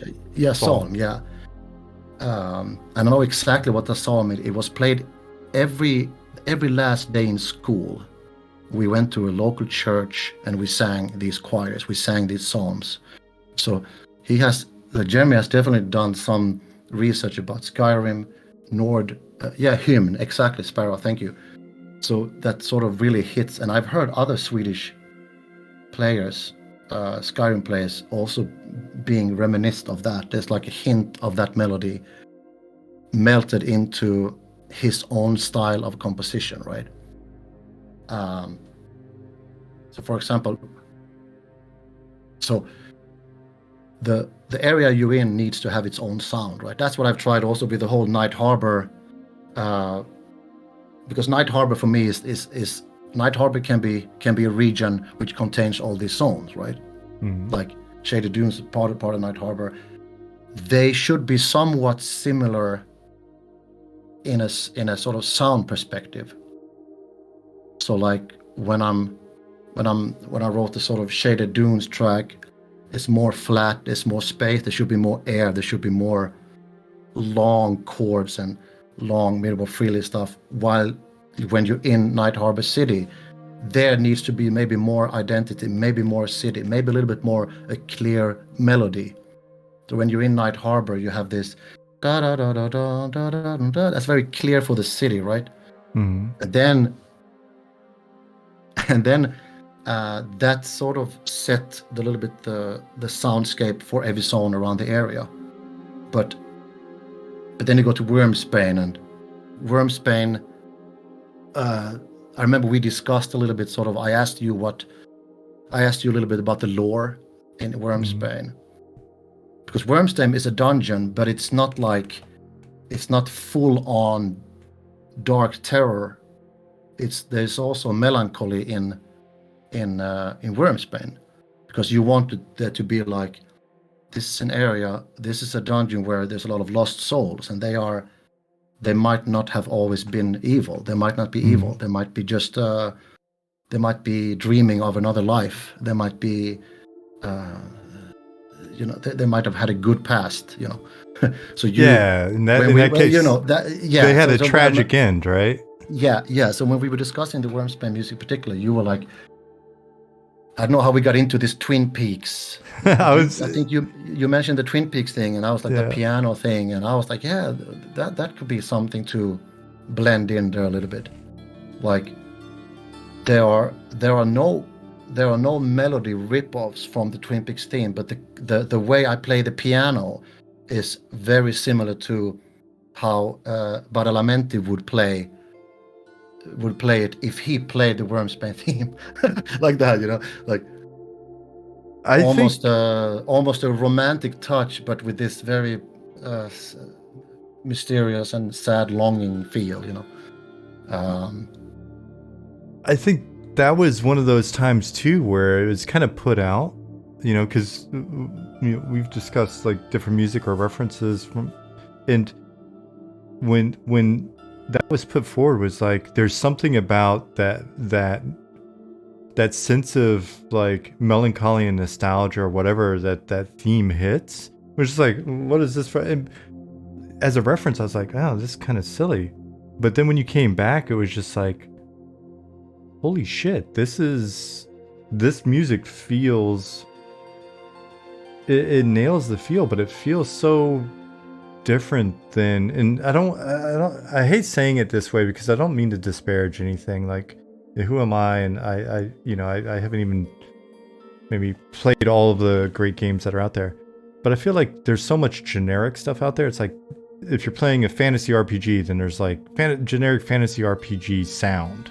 Whereas when I hear tracks like that, like Wormsbane and Glass Flats and the different stuff that you do, it's like, man, it just feels, it feels good, and there's no generic to it, right? And so much of it's like evocative of the right shit, you know, just that little track going that you put in front of Wormsbane entrance when you go into the cave and you're going in there. And then maybe I'm describing it in a silly way, but the second I heard it, it immediately pulled me into when I was a kid. That's when I really when Saturday morning cartoons were over, when I was like 7, 8, 9 years old. Like when Saturday morning cartoons were over, then it would, by noon, there would be like an adventure movie, like one of the old, like, what's his name? Ray Harryhausen? What? I'm gonna screw his name up, but like the old claymation, like Jason and the Argonauts, or Journey to the Center of the Earth, or like these old badass adventure movies where everything was like practical set design and shit. And the music in there, or even like old TV shows, the music was like that. The adventure music would start to happen, and you knew something was about to go down. And like the John Williams stuff and all that, right? It's just like, it's been such a big part of our mission to just hit nostalgia from every angle we can. Like everything's just trying to find a different nostalgia button and push it while giving you a whole new game that you've never played before. And like that track, it hits it. And like you were saying earlier, like the melancholy, your interest in that. I think there's something powerful about that kind of melancholy vibe, because it's like that never-ending story sort of. It makes you nostalgic for a place you've never been before. It makes you, there should be emotion, right? Like if we're gonna tap into nostalgia. So I'm gonna stop babbling. Because that, like, but you mentioned the tunnel to Wormsbane. That because I had already written the Wormsbane track, and there was no. I thought that when you go into this tunnel, the player should be lured in to Wormsbane when he's going through that tunnel. Right. In that tunnel, there's like a kind of a short. There's some slow horns that are playing, and those horns they are playing. I've sort of hidden the Wormsbane main melody in that tunnel with the different instrumentation. Because the Wormsbane has this da da da da da da, and when you go into the tunnel, it's playing those melodies, but slower and with another instrumentation.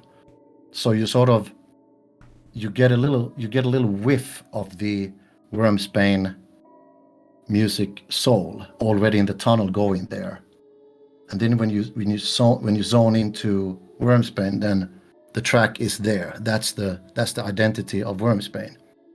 And then inside that Wormsbane track, there is 2 or 3 minutes into that song. It's when the church organ in the background is playing.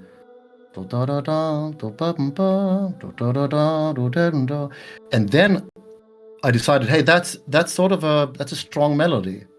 So then I made the music for the inner chapel based on that organ melody played on the piano. So it's like da da da da da da da. That's the sort of build up for the chapel music. So there's like this. Now when the game already has, what is it, 14 or 15 tracks, then you can borrow melodies from already written songs because they're all part of the Night Harbor region, right? Same thing in this. Somebody mentioned this long 20-minute atmospheric track that I did, which contains a lot of small segments, really sort of waved into each other. Yeah, it's playing in the background right now. Oh yeah. So in the very end of that long 20 minutes, it's just some dreamy sounds, and then there's a piano playing the Night Harbor theme. Just sneak in there like. Da, da, da, da, da, da, da, da. That's it, nothing more. And people might be, hey, I recognize that's like a small little drop of something similar being recognized in that, right? It's weird because it also feels like, because it's playing in the background right now, and as you're talking, it's funny, I think it's like 10 minutes into the track, it goes into this other there's just like, it kind of wanders a little bit into this new place, and it feels like it's pulling me towards some other thing, right? It's a different instrument. It's a and I want to hear the rest of that track now, right? Like this, it's like this. It's like a rope with fuzzy rope bits sticking off of it, and I'm just waiting for that tendril to eventually be expanded on, and I can't wait to hear that song because there's just, I don't know how to explain it other than it feels like it's trying to lead off into somewhere it doesn't exist yet, but I'm excited for when it does. Yeah, and that's exactly what I'm talking about. That no man's land of not being too much in your face with melodies all the time, that playing, but something that makes the player long for, I recognize something here, I want to be dragged towards a certain feel, and the sort of maybe a little bit of uncertainty in that also, melancholy, mysticism, but also in that long atmosphere track that I did, there will be a part 2 of that. I'm working right now on a as long atmospheric track part 2. And in those long tracks, there are a couple of our Discord members have been like, hey, that track, that part of the atmospheric track after 8 minutes 30 seconds, I really like that theme. And I definitely have ideas of building a full track out of one of these small ones that are in the atmospheric track. They could be like, hey, there's only like 30 seconds of this, but this is something I can build on a full track in. In Sungrid Strand, for example, which right now doesn't have its own music. That's going to have something that is definitely built on something that is in the atmosphere track. So it's like the more tracks you get into the game, the more option you have to plant something that might have been hinted in one track earlier, but not really bloomed out yet, right? This could be a song where you could bloom this out. This song can have its own theme based on this little thing that was in the atmosphere track for just 30 seconds, but now I make a full-fledged version of that. Just like the Wormsbane Chapel became a full-fledged track from just da da da da da da da da da da. How long? Brown Butcher doesn't like Rivervale, yeah.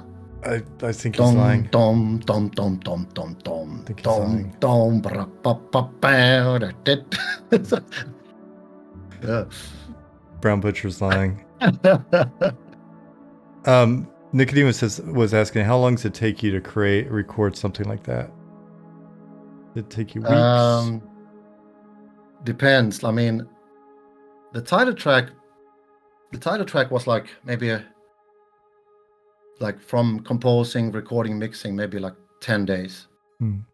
Because I give a shout out to Nick in the team who gave some nice feedback when I sent some draft of the theme. He thought there was like a small melody that he felt was a little bit too much similar to Lord of the Rings. There was like just a couple of tones da da da da da da da da da that I didn't even think about. He sent me like a YouTube, hey, check this out for Alex. Oh shit, he's right. So I had to just change a few tones.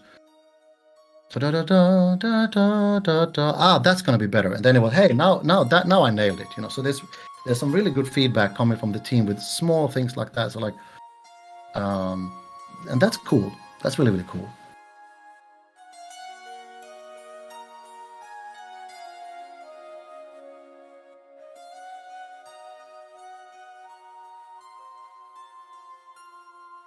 Juicy Squishy Hat's question. It actually, I think that was answered at the beginning of this this little tangent or section or whatever we call it. I'm scrolling through chat now also to see if there was.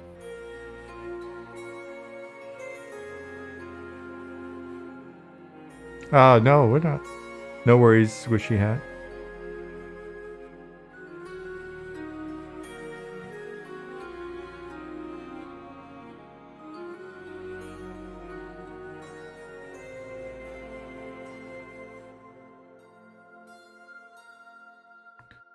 Let's see.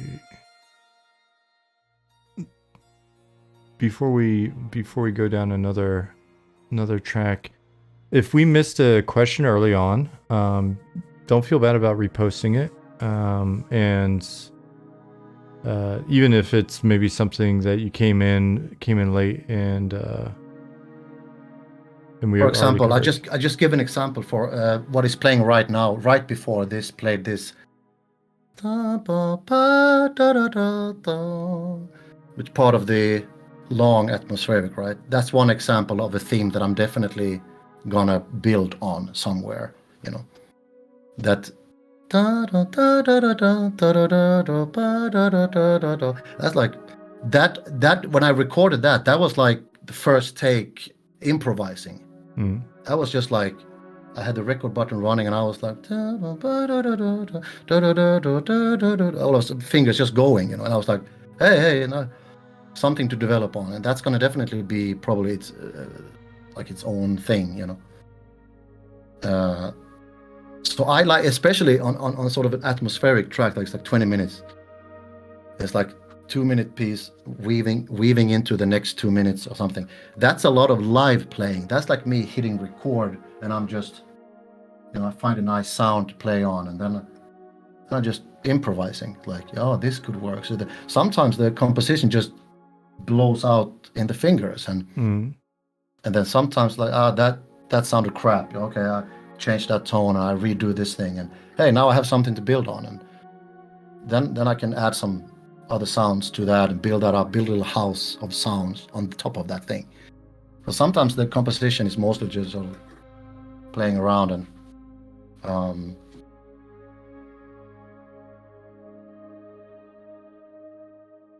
yeah.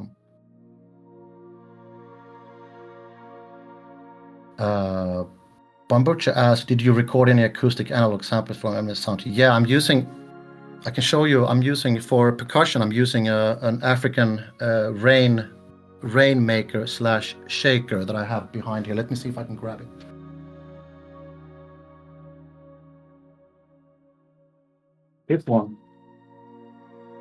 This one I've used in many tracks. This has a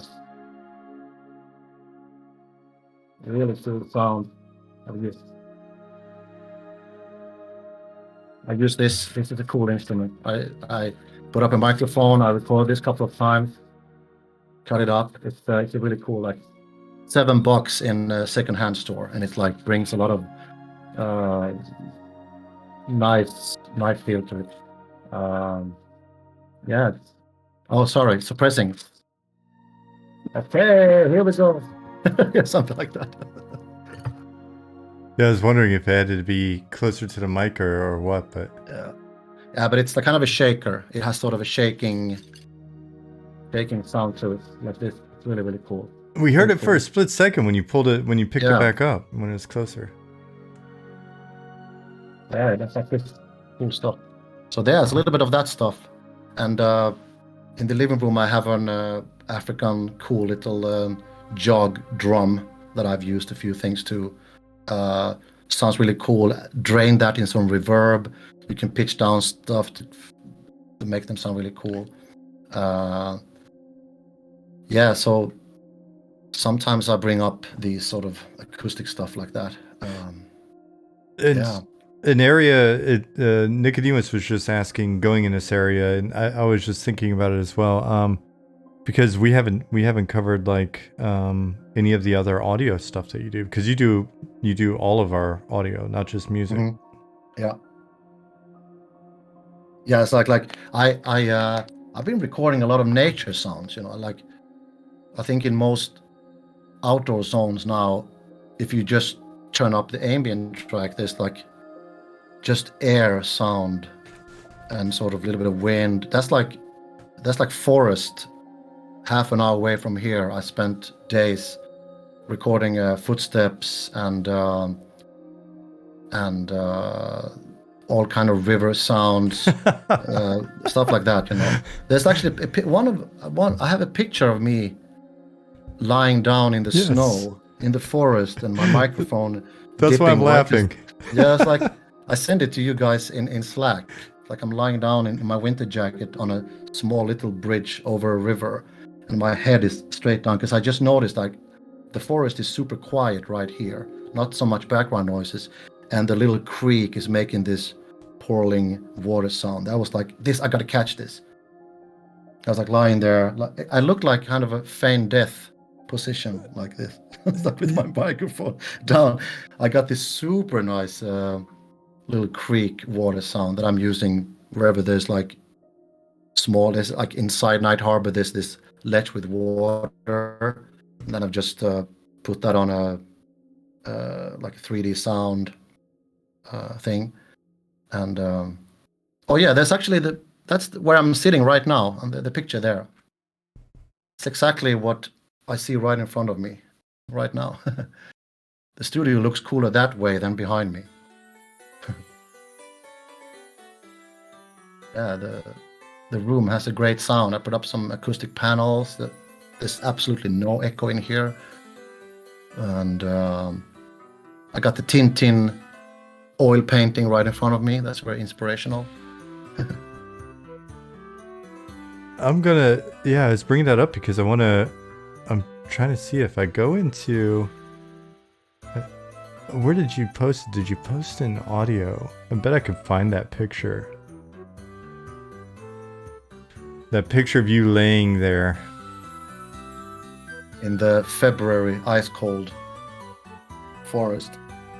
How do you do a lot of, because it seems like it's maybe even a different skill set, or it's a very different part of what you do. Yeah, that's like recording sort of, what do you call it, mobile recording, like location recording. Usually requires a lot of audio cleanup. And I have a lot of good digital tools for clearing out background noises that I don't want to have and stuff like that. A lot of EQ cutting and making everything sort of leveling and everything in good level, mastering the sounds and yeah. So all the human sounds have I done myself, sort of recorded I think the zombie sounds, the human sounds, and I'm gonna ask because my wife is a professional singer. I'm gonna have a session recording her to do some female human sound as well, like attacking sound, being attacked, dying, groaning, that kind of stuff. And most of the bird sounds recording in the forest here, cut them out. That was a really cool thing in the sound engine that we're using. It's called Audio Kinetic Wise. We're using sort of the ambient animals that you can hear. Sometimes you hear like birds, which is both connected to all the palm trees. So if you are closer to a palm tree, there's a bigger chance of you from hearing something from that direction, right? But there is I've made a daytime batch of sounds, and I've made a nighttime batch of sounds. So for every frame or so, Unity is sending information to the sound engine exactly what time of day it is in game, right? So at 5 o'clock in the evening, the volume of the day animal batch is fading out, and it takes an hour in game to fade that out. At the same time, the night batch is fading in. So when it's nighttime, you hear owls and crickets, and you hear more sort of night-oriented animals, right? And then in the morning, it's the opposite way, right? The day sound takes over in the night. So there's a lot of communication between the game engine and the sound engine. Time of day it is.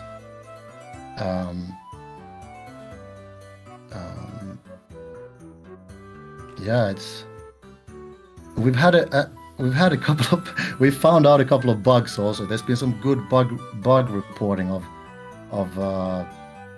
hey, there's like so many birds right now. Like when you camped out and camped back in, we had a bug where every time you camped out and camped back in, it added a layer of the animal sound batch, right? So if you camped out and in a couple of times, it's just the more possibility of so there was this sort of crazy bird fest going on at some point. And I realized that I was like, hey, that was a great bug report, because I really had to dig into why is this happening. And I've been impressed with like you and Ali going through and just working through the sort of technical background stuff. You know what I mean? Like, there's been a lot of technical work on the sound implementation and just getting, I don't know, the engine and everything set up that you've been doing on top of all of this other stuff as well. That's been, you know, to me, pretty impressive to see. Yeah, and there's like so much more to come. And, you know, we definitely need more variation of spell effects, you know, because that was like the spell effects that we're using, the spell sound effects we're using now are kind of a small batch that I did in the beginning of my work with you guys. Oh, that's me recording snow footsteps. Yeah. We don't have any snow in the game yet, but the snow footsteps are probably one of the best sounds that I've ever recorded. So I look forward to put them in the game. We need some winter biome, you know. That's just past the temperate biome as we go north. But oh yeah, it should be cheap to do. I mean, winter, there's just a lot of take the stuff we have and paint it white and we're good, right? Yep. And there's Zukin also found the video. Let's see. He found the video of you in the stream. I'm trying to see if I can bring it up over here. Come on, video, be cool. Be cool, video. Guess I could just download it and then more actions. That looks cold. That's like Scandinavian forest right there.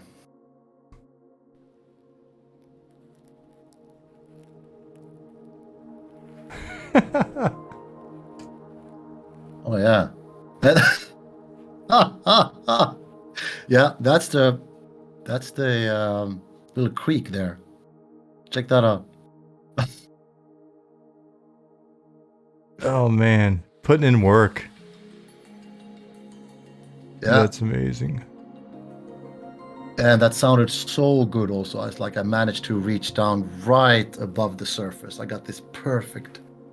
I hardly needed to do any kind of background elimination of that. It was like perfect spot.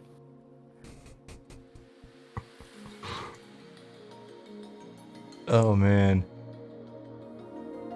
Your wife's like, she's like, I'm gonna stick to singing instead of laying in the snow and reaching into a creek.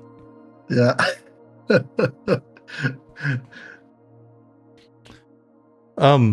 The sound effects that you did for the spells, that's another one of those things. Man, it just hits the cartoon feels. It hits like my Saturday morning cartoon feels. Yeah, so some of those sounds are layered. I think most of the sort of casting sounds are both my mouth is doing this mixed with a synthesizer, like sort of stuff, right? So I wanted to have this human mouth produced airy sound, right? That sort of, and then I mixed it, just layered it with some wind chimes. Wind chimes is good for this sort of magic sound, right? Old school cartoon wind chime stuff, and then some. So that's like, it's fun to layer real mouth sounds, right, with synthesizer. You get this nice blend of real organic and synthesizer made up sounds. Beatles are just my mouth. The Beatles walking, completely, just doing this. Then cutting every little one up. It's like probably 6 or 7 different ones, and cut them up religiously and making all of them a little bit different. And okay, that's a good. That one was good. It's like every single one, and then you sort of with a sound engine you can randomize them. So you randomize the pitch a little bit, so it sounds like every step has a sort of individual sound to it, yeah, that's a really powerful sound engine in that way. You can do a lot of randomization with pitch and volume, stuff like that. That's some really cool stuff. What's your favorite sound so far?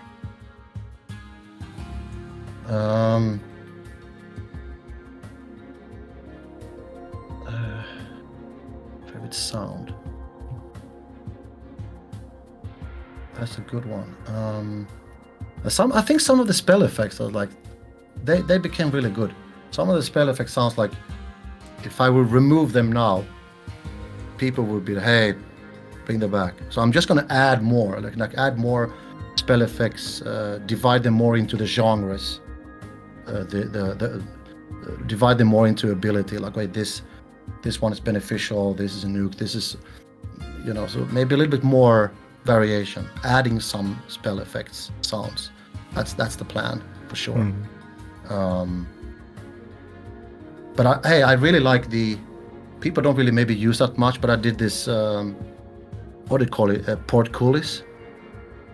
Call that portcullis, right? The click click click click click click boom, like those sort of. That's also a mix of sound. I found in the forest. I found this huge metal sifter, like a sifter for stones. So it's like thick metal, thick rusty old. It was in the forest. They've sifted stones through there and mud through there, right? So they have this sort of gridded, rusty metal lined up like this. And I took a big stone and I just dragged it from the top. So it was like that. It was a little bit fast. So I just pitched that whole sound down. So it went from it became clock, clock, clock, clock, clock, clock, clock. I just completely did an aggressive pitch shifting down very, very low. So it became not only slower in speed, but also the pitch became this clock, clock, clock, clock, clock, clock, clock. And then when the portcullis hit the bottom, I just added this sound effect, sort of this thumping, big bassy sound. So that sound, there was like 3 or 4 sounds in that layer, the portcullis thing. So that sound became pretty good. And I made, because I think it was Padas who had made the timeline for that to close, right? Mm-hmm. So I had to make sure that the sound effect is exactly the length of the sound effect needed to time exactly how fast it went down. So then I could see in Unity editor, I could see exactly how long it was. And then it's 1.2 seconds, 1.23 seconds. Okay, cut them up. That's it, stuff like that. It's a different sound when it closes, when it goes up. When it goes up, it doesn't have that thumping hitting the ground sound. It's a different sound when it goes up.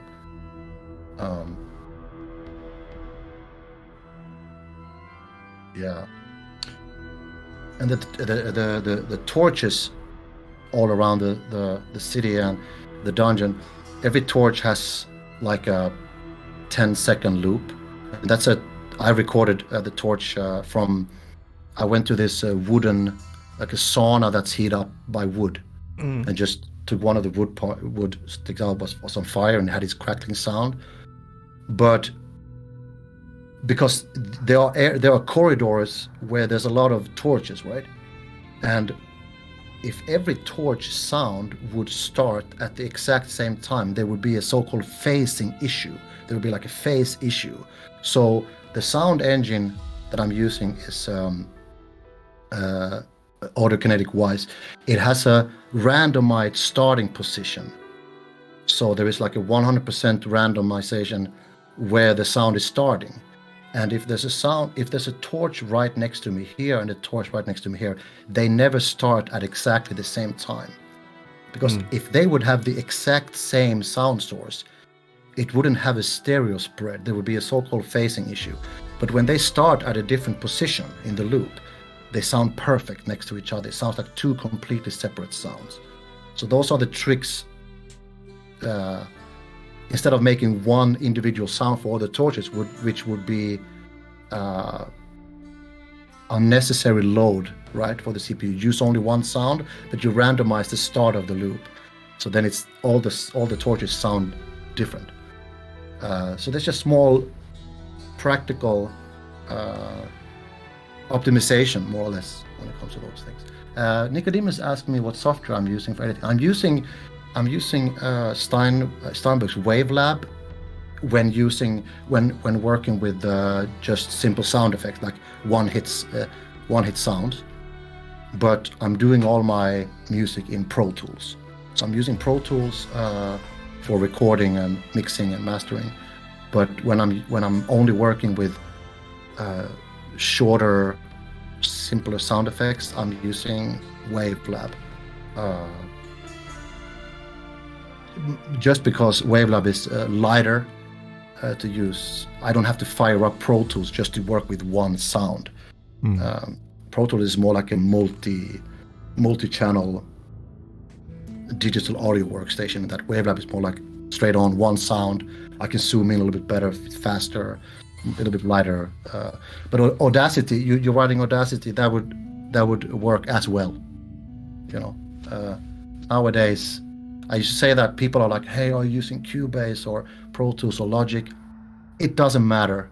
Nowadays, it does not matter what digital audio workstation people use. It's all a matter of how well you know it, the shortcuts, that sort of thing.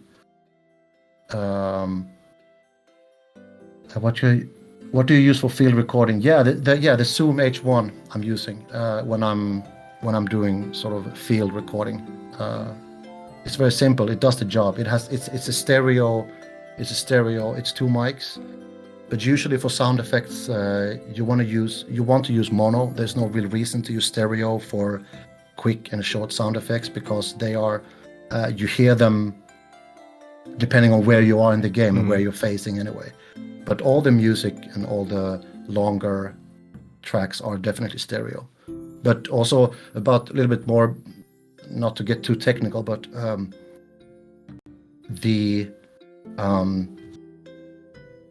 all the music in the game are actually being streamed from the hard drive. It's not being loaded into the game per se.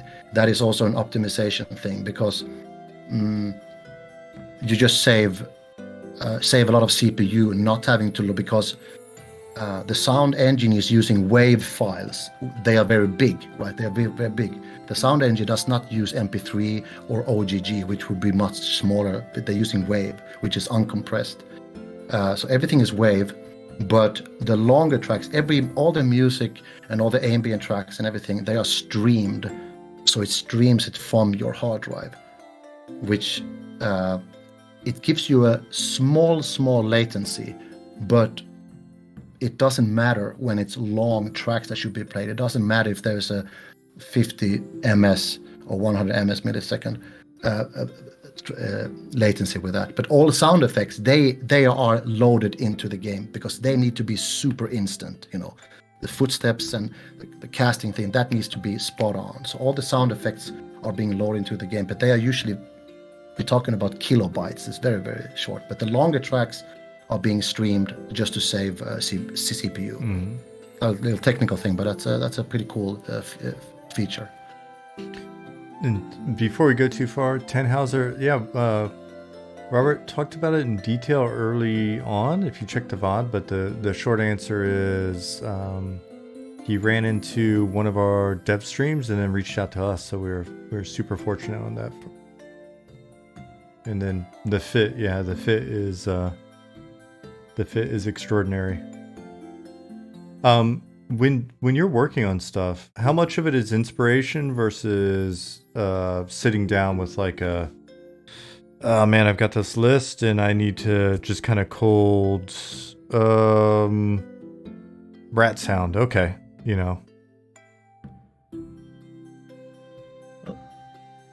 Well, yeah, that like making the sound effects is like, it's a different beast than to compose, like a complete different thing. Like how, doing the footsteps or doing the zombie sounds, or that is just, let's see what I can do with this, like skeletons hitting. I use some, for example, the pickaxe, the mining sound, that was like, I took a hammer with me to the storage room in the basement, because there's a cement floor in our garbage room in our old apartment. I went down with a hammer. I was like, how does this sound? I was like, but then I turned the hammer around, so I hit it with the backside of the hammer that has a hook, right? Because that looks like, hey, that's a pickaxe. it's like this sounds really good. I was just smacking around, and my wife was like, hey, you're ruining the floor. I was like, yeah, but it's for a good cause, smacking around on the floor. And then it's like, if you can hear there's like, I added this, I have a jar with small stones in it, like small, I think it's for decoration, right? Some small white, beautiful stones. So I just took a few of them in my hand, and I was like, hammer in one hand, reversed, and I got these stones here, and I smashed it, and then I dropped the stones next to the microphone. You can hear it in the pickaxe, this small, you do the 3-1, and then there's the chance of having these small stone sounds that are sort of scattered around, and they also kind of stereo randomized where they go for the players, so they can be a little bit that way, a little bit that way. So just I noticed that the best sound effects is when you go fucking nuts, when you just like, this probably don't work, I'm just gonna try it out, and then hey, that's when the magic happens, when you step a little bit outside the generic thoughts, like, hey, I'm gonna do this, I'm gonna go down to the basement there's a good concrete floor, turn the hammer around, smacking, hey, that sounds good, bring some stone there, like, that's usually where the magic happens, like, just do it. It's like, I have on my hard drive, I have like hundreds of Zoom audio recordings that I've saved still from the very first one I did.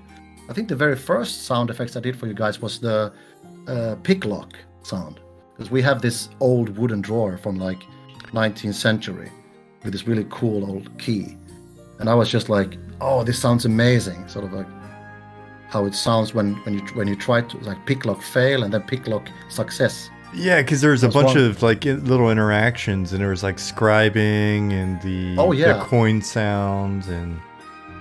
Yeah, that's my wife is sort of, she's doing some hobby painting, so she had this like different really nice what do you call it, papyrus, like you call it papyrus, this sort of old The sheets. parchment kind of like Yeah, exactly. And then she have different kind of brushes, and then she has this old school, like you paint with ink, right, that sort of thing. That became the scribing sound, because that was really cool. It has that sort of kind of a metal tip on it, and I was just scribbling around on it. I was like, yeah, this is probably cool. And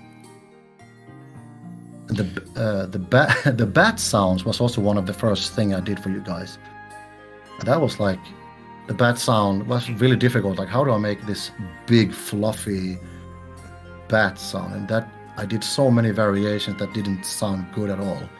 And then my wife had this big leather bag, and I was just pulling them like an accordion. I was like, fluff, fluff. I was like, now we're getting to a little bit of a EverQuesty, you know. Oh, I remember that story differently. When you said leather, I was like, yeah, but I thought you were being spanked in like leather pants or something. So maybe that's a different sound. It was like, then I realized, yeah, this is the sound for that, definitely, like fluff thing, yeah. And yeah. So That's so long ago now. It's almost nostalgic to sort of recall those first recordings I did like 1.5 years ago now. yeah, it's crazy. I mean, it's on one hand, it's really cool that the project's already got like nostalgia moments. You know, when we look at like back when it was just capsules and stuff like that, it's kind of like, oh wow, shit. You know, and that on one hand, it's super cool. On the other hand, it's also like, you know, it's just a reminder of how big a project it is, and you know, we're continuing to kind of plow ahead with it. You know, whenever something like that comes up, like looking at how long you've been working on stuff, or you know, back when we first got like Zukin and Pattis and just everybody, you know, as the team went from like basically 4 people to us growing and going into the second year. Now that folks have been on the team for a couple years, it's a reminder of how fortunate we are to have so many really, really talented people that also mesh so well. Which is very unusual in my experience, at least on teams. It's not to say that the teams are bad or anything like that, but to have a collection of people that are this passionate, especially just, you know, volunteering your time at this point, and everybody's having to do other stuff as well, and getting along so well and being really good at what they do. It's super unusual for me, and it's very easy to be very appreciative of it. The response from people, you know, the people that have checking out the game or whatever, the response is pretty incredible as well. And it's I think that's one of the things that's been like surprisingly invigorating. I don't know, how do you feel? Like, because the response to music, we get compliments on the music literally every stream I do. Like, if I went through every VOD, I don't think I'm lying if I say every single stream people are like, oh my god, this music's great, right? Or, oh, that's a cool sound, right? So like, how do you feel about that? Does that help with the fact that, you know, it's a big project? It's definitely better that way than everybody would say that it sucks. Yeah, that would So it's probably like, be less encouraging. and it's like every compliment is like great. And people are writing on YouTube, commenting on the tracks, and you can sense that they're all gamers. That's like a cool thing, right? And same thing with our team. Like everybody's a gamer, and everybody's a gamer, but everybody has his or her own path in the gaming world, right? Like everybody has certain games we played, and people have played different games and different takes on certain things. But like just the fact that everybody's a gamer, that's like really cool. And I think that's also for the community, that like everybody's just super nice and fun, and it's just it's flattering every time you hear a compliment about the music. But like whatever is good for the game, whatever people like the music, that make them maybe like the game more. And some people have written to me that, hey, I found the game through your music. I went to your YouTube channel, and then I like this music. I want to find out what is this game, So it's like, yeah, it's people are super nice and supportive, and they want to hear more, and I trying to do more all the time. So at the moment, I'm working on this. I'm working on this sort of part 2 of the atmospheric track. I'm into I think I'm into 12 minutes now, and it's going to be really good. I'm really excited about it. In the last weeks, we have moved here, and everything's been sort of upside down. I'm just about to get the studio sort of up and ready. So there's a lot of stuff in my to-do list. I have like a to-do document here. It's just a great list of exciting things to do. Songridge Strand is going to get its own music. Telekir is going to get its own thing. Definitely going to involve you and other people on the team of sort of direction, ideas, references, because it's nice also for a composer to, just like in Wurmspan, hey, can you tell me a little bit about the lore of this? You might be a little bit more informed than I am about sort of history about the song and everything. So as a composer, you just don't come into the room and say, hey, this is how it's going to be, It's more like, hey, can we get some references here? Everybody works as a team, and then we push this direction. I mean, similar to what everybody in the team does, right? Hey, I got this. Does this work? Does this animation work? Oh, maybe a little bit more the leg that way, or figure out this way. Same with music and sounds. Like, how does this work? Okay, send some draft stuff. Okay, maybe change this a little bit. That's good stuff. It's good feedback. And but I think that the response to the music has been so positive, and it's like a great thing. And it makes me like, okay, I'm on some sort of right track with the aesthetics of the music, and the sort of that we spoke earlier about, sort of an identity of. I also used the word the culture of the game, right? The game, the culture. When I'm talking culture, I'm talking visuals and sounds and lore. Sort of the culture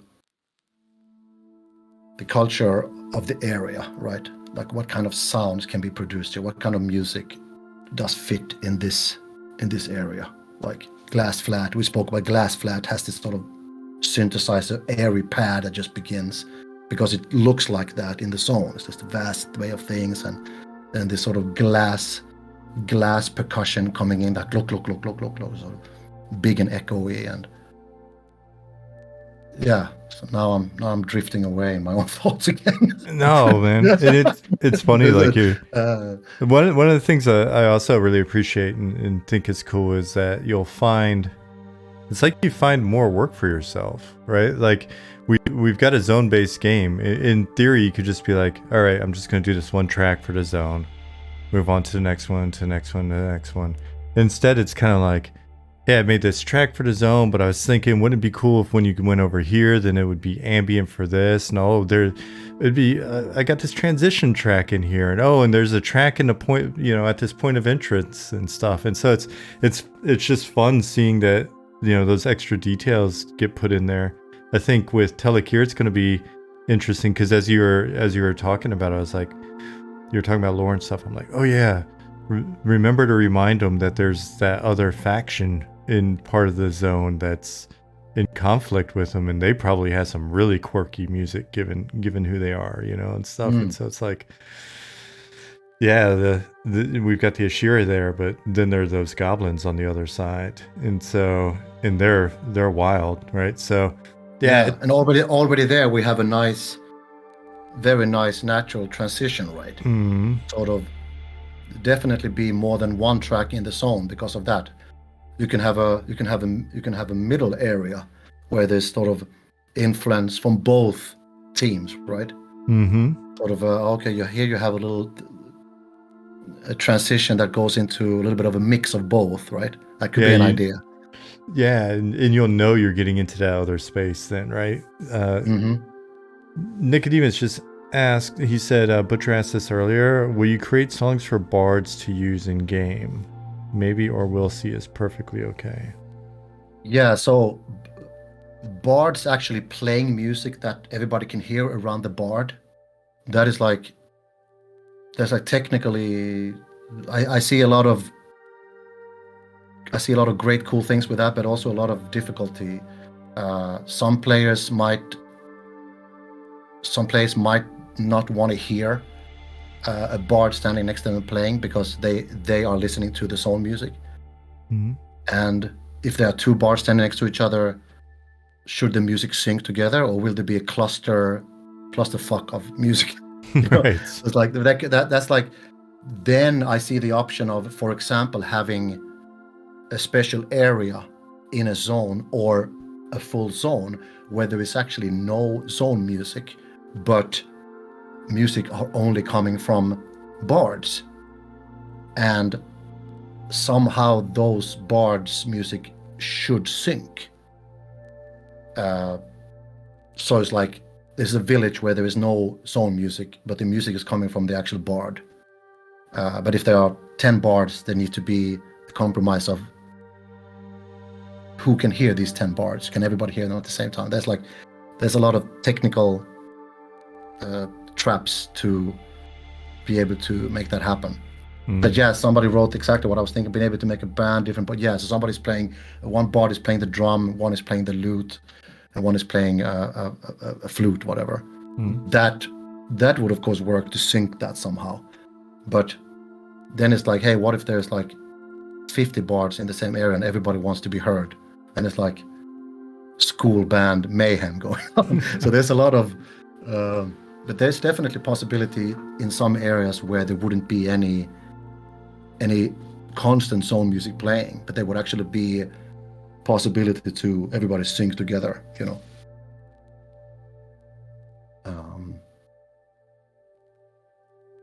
I'm reading as well.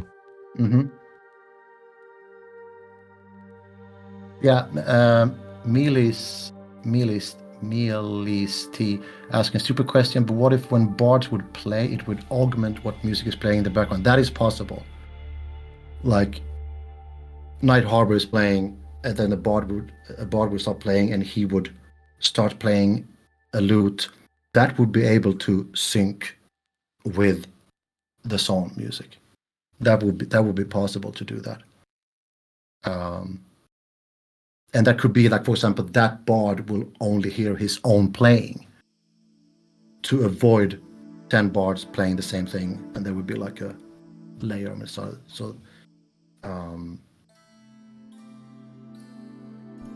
Yeah, but it would definitely be cool with certain zones where there is no actual song music, but the bards would make the music. That would definitely be possible, yeah. I know we've had some suggestions in the past as well about people being able to get together and make music that people can hear and all sorts of stuff. And I know Ollie's found some of those suggestions and ideas interesting, and I think as a later lower prio thing, I would have to imagine that we're going to wind up exploring some additional stuff that people can do, but just sort of that getting that baseline in and correct. Yeah.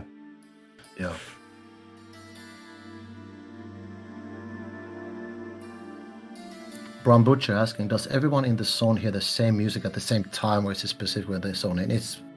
It's when they zone in, they don't hear it at the same time. Mm. It's all the music in the game is listener, is like sort of the client only, different from sound effects and spell effects and stuff like that. So that's like completely.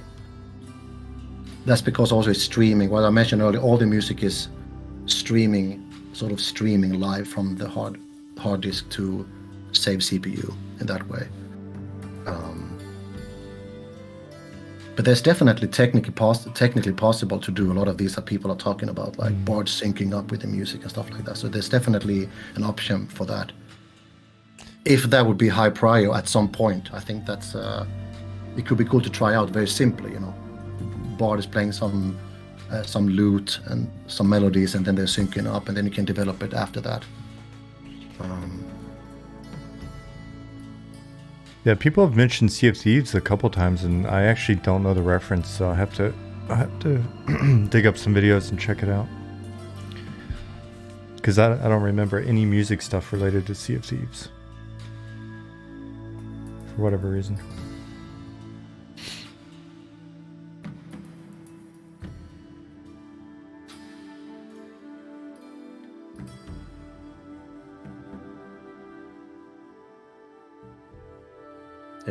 Yeah, people are writing interesting things. Yeah, I'm just... I've probably missed a few questions here and there, but... I'm reading all of it as well. There's so much to read. Maybe we'll have to... What we'll do is we'll probably... We should do a stream focused on this at some point soon, or... We'll put it on the list of like stream topics. I think that'd be fun.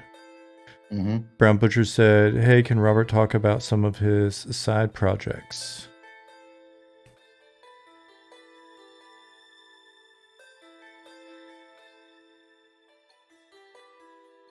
Side projects. Well, for the band that Sean, you came to see in Germany, we played. It's a band called the Von Hertzen Brothers. I played with them for 6 years as a steady member of the band.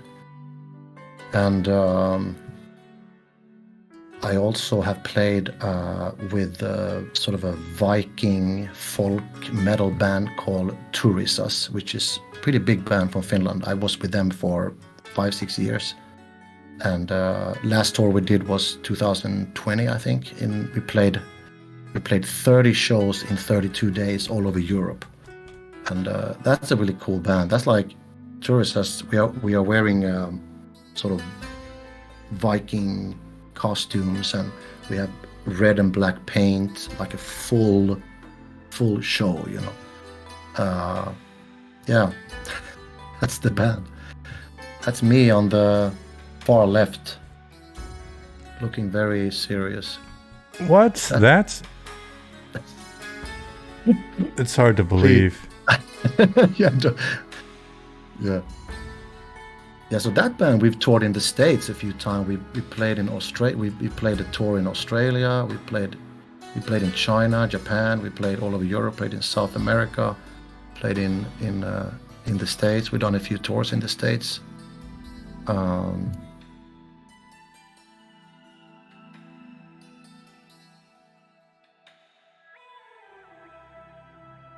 Yeah, I've played this band a few times for my German friends here, because they're very into this sort of thing. I can tell you the people that come to see that band, they are that's like full EverQuest fans, kind of that style, you know. So after the show, you go out and talk to the crowd. You talk about MMO and Skyrim and that kind of stuff. RPG. Oh yeah, I mean, fun. German metal festival culture. I'm blown away by the number of metal festivals. We've got one next month that we're going to, and yeah, it's very much like last year we went to Reload, and so it's metal bands and like German festival bands, and there's axe throwing and like, you know, it's funny because there's so much beer drinking, and then they give you these axes to throw, right? And I was checking them out, and they're sharp as shit. I was like, this would not fly in the U.S. Like these axes, it's like double-sided, like throwing axes. I'm like, they're super sharp, and I'm trash right now, and they're handing me axes. Oh man, I love it. But yeah, you see a lot of like WoW t-shirts and tattoos and shit as well. It's like, yeah, it's a complete wild scene, that one. But folks should definitely look this up on YouTube. They've got some great videos. I wish I could play it.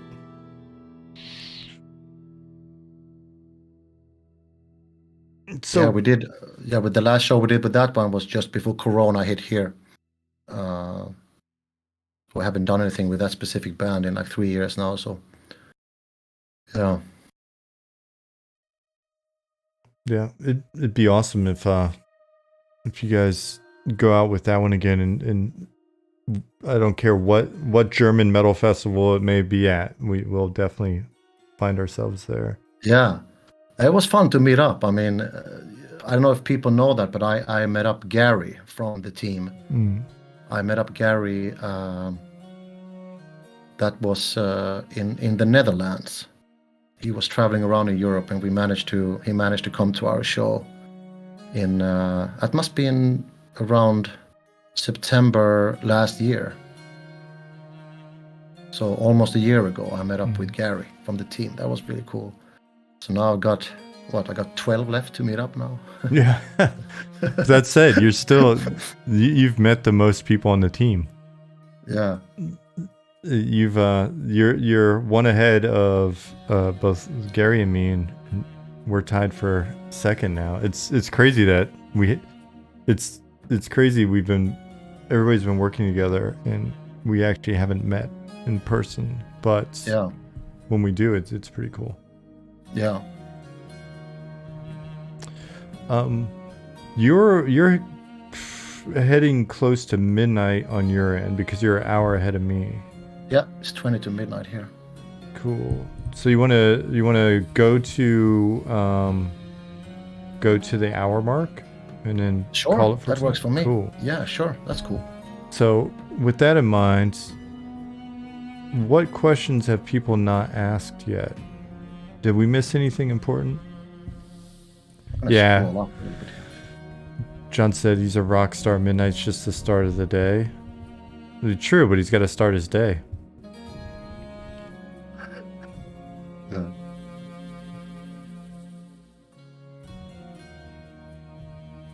Liz Climber wrote, ogres need a chance to fart as they die. That's like... highly specific. That's very specific, yeah. Argot's got another specific one. Oh, tell me, I can't see it. I don't have a question, but I'm looking forward to your interpretation of a shield bash effect. Oh, yeah. Wendy, when we put in the quest for you to be able to unlock the butt scratch animation, then there should also be like a nice scratching sound. Yeah. Dragon Lee asked, I have to ask, is that Diego Maradona in the background? Yeah. He's on the Argentinian football star, Maradona. Yeah, that's Diego right there. I'm a big fan of football, European football, not American football. But yeah, it's a big sport over here for sure. European football, soccer. Yeah, yeah. Let's see. This may have been asked already, and I apologize if I missed it. Which composers of the 20th century do you enjoy listening to? Oh, I was afraid. I was so afraid that someone was gonna ask. We pretend like we didn't see it. No, it's a good question, but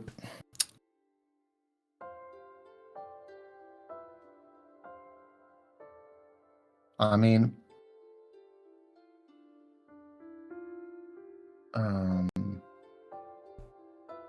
I like. I think Peter Gabriel is a great composer. He's done some really, really nice music. But I mean, I listen to a lot of old school rock and roll. I listen to a lot of classical music. I'm a big fan of Bach, Chopin. I like I love 70s classic rock. I listen to old jazz. I listen to Miles Davis. I listen to I like the Beatles. I like Ronnie James Dio when he was in Rainbow, the first 3 Rainbow albums. I love that style. I love a lot of 80s synthesizer pop. I like Depeche Mode. I like Dire Straits. I like the Beatles. I like Steely Dan. Dude, Steely Dan's like my weird go-to. Like all over the place, like there's like good music in every genre. You just have to find the pearls, like Queen is great.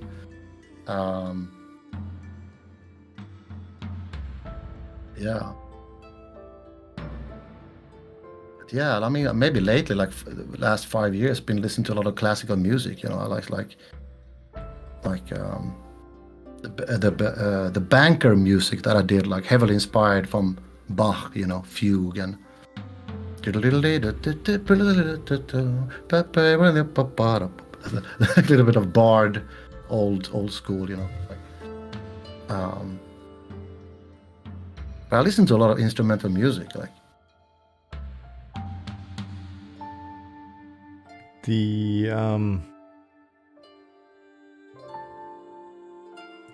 it's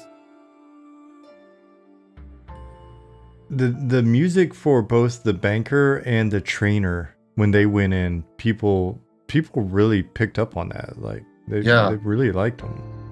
And those are kind of short tracks. Mm-hmm. They're like kind of 60-second straight. That's sort of straight to the point music. That's not build up. That's like a very clear. We spoke about identity in music. Mm-hmm. A sort of banker, trainer, merchant.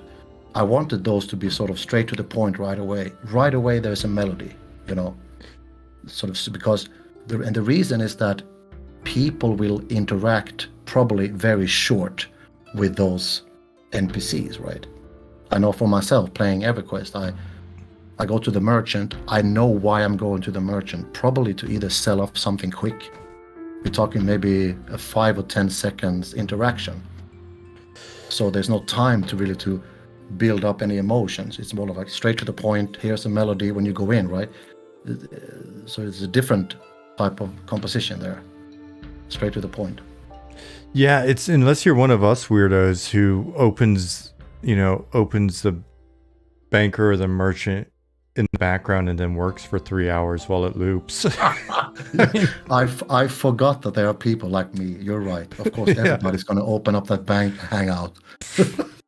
This shit happens all the time, man. Like it's funny when the 20-minute ambient track first came out. I had it looped for a week. It was just anytime I was in a database or in game or whatever, I just said that was the thing that was looping for hours and hours. Mm. Yeah. And it's also fun to listen to, like when I work on a track and I feel it's ready, like it has a good mix. I've mixed it. I tend to listen to that track, sort of passively listen to it when I'm home or in the car, or sort of have it on in the background, because when you listen to your own work passively, if it sounds good when you listen to it passively, it's probably good. It's probably ready. Because when I was working on this long atmospheric 22-minute track, that was like weeks of work, because it's a long track and there are a lot of different segments that weave together. And I was like, I have a draft here, and I listened to that. I had it with me, and then I could be on an airplane or flying somewhere. I had it on, and I was like, this clarinet is like, it's too loud here. That I have to. This clarinet is too loud. I pick up my phone. I'm like 1746 clarinet, decrease volume. You know, and then like, okay, this part. Then like later, this part needs some low frequency rumble. This needs like a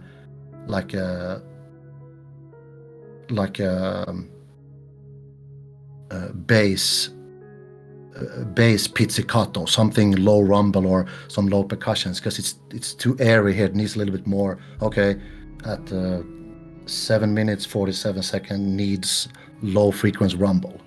I make my notes while I'm going, you know, so to polish it. And I come home and I'm like, Pro Tools, and yeah, this is gonna sit better in the mixer. No, not better. Draft 2, and a couple of days, passive listening, and then like, okay, I think this now it's good. It's a good mix. It's a thing like that.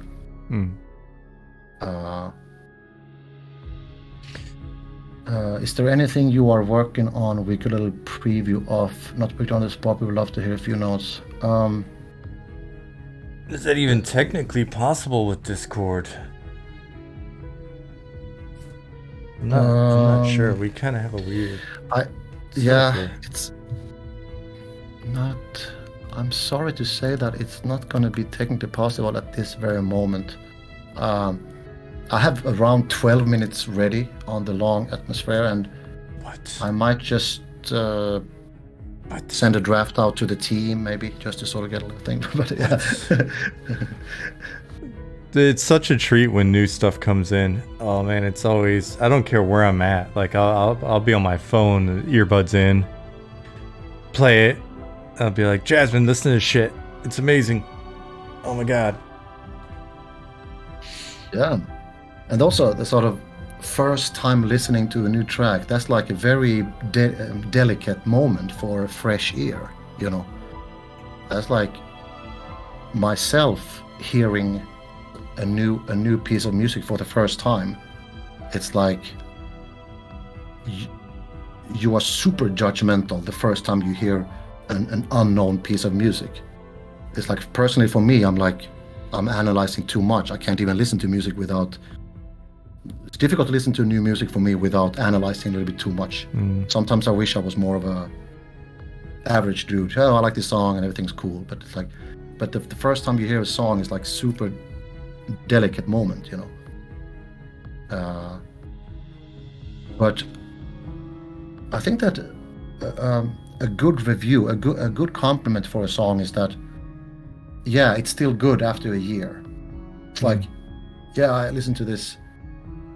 You know, I listened to Worm Spain, I listened to Glass Flat. It's like, hey, it doesn't suck after a year. That's usually a good thing, because a song, a piece of art, even, I mean, art also, picture art, like, you know, I got tired of that picture, or that something is wrong, or piece of music, if it doesn't hold up in the long run, it's like, that's why I like to usually work slow with composing, right? Because you're working for hours all night recording stuff and it sounds great. You go to bed, you wake up the next day, fresh ears, you push play and you're like, what the hell was I thinking? I need to remove this part, or I need to do this, and fresh ears are really good. So that's why it take a long time to make music. It's like you know, but that's also a sweet spot. You can't drag it on for too long either. You need to give your music wings. You need to push it out. Okay, now I'm ready, I'm happy, let it out there, you know. Yeah, same, Brown Butcher says, same as making this game. You players will never see the same way as the creators. Yeah, that's true. Yeah, Goblin writes, fresh eyes are also very good. Same, yes, I guess it's the same thing. You're working on a drawing forever, you know, and you're used to it, right? You see it all the time, and then fresh eyes. The fresh eye can see something that the creator can't see. Like, hey, maybe that's a little too big. Maybe that's a little awkward. That's a little twisted or whatever. Okay, maybe I agree. Maybe I can do something with that, or maybe I can die on this hill defending that little thing, and let's hope it's gonna be better. Maybe it's gonna grow on you. Right. That's why some music, especially like music that is a little bit more complex, like talking complex chord and melody wise, the first impression can be like, it's a little artsy, it's a little too weird, right? But then after a couple of listens, you're like, this is, now it has a bigger meaning. Now I kind of, so sometimes you have to let music also grow a little bit. Let's give this a chance, Let's put this in the game, see how it goes. Okay, hopefully it will grow, right? Mm-hmm. Yeah, it's really weird too when you think about this sort of making music. It's such an abstract, weird thing we're doing, and then everybody listens to it, and they have their analysis of certain things that you didn't even think about, and it's like it's a super weird craft. It's like, and it never gets. That's the thing. It never gets boring. There's always new challenges that you never do something. You never do anything by routine. It's like, I have to do something new now. You are never better than your last composition, I think. The same thing with music live performance, right? You're never better than your last gig, when your last performance. It's like constantly have this drive of being better. Next track has to be better than the last one. Oh, that's gonna be tough because everybody said that was the best. Right. Holy shit! I'm like, so, but talk earlier about sort of the identity of music in Night Harbor and those songs. I feel like it's like those first 2-3 tracks that I did for you guys, like Shaded Dunes and the Shoreline track, right, and Night Harbor. That's like set sort of. It sounds like they're performed by the same musician. But they have their own little quirk, but they are sort of in the same cultural area, right? And it's fun to sort of spread them around. But this song is over here. It should have a different musical colors, but the same cultural feel to it. And whenever that time comes when we are making another biome, another race, another city, that could be like nothing that sounds like Night Harbor. That could be like underground gnomes, they are like mechanical. They are like, maybe they're not musical, they're like mechanical, but it has musical influences, right? It's completely different culture.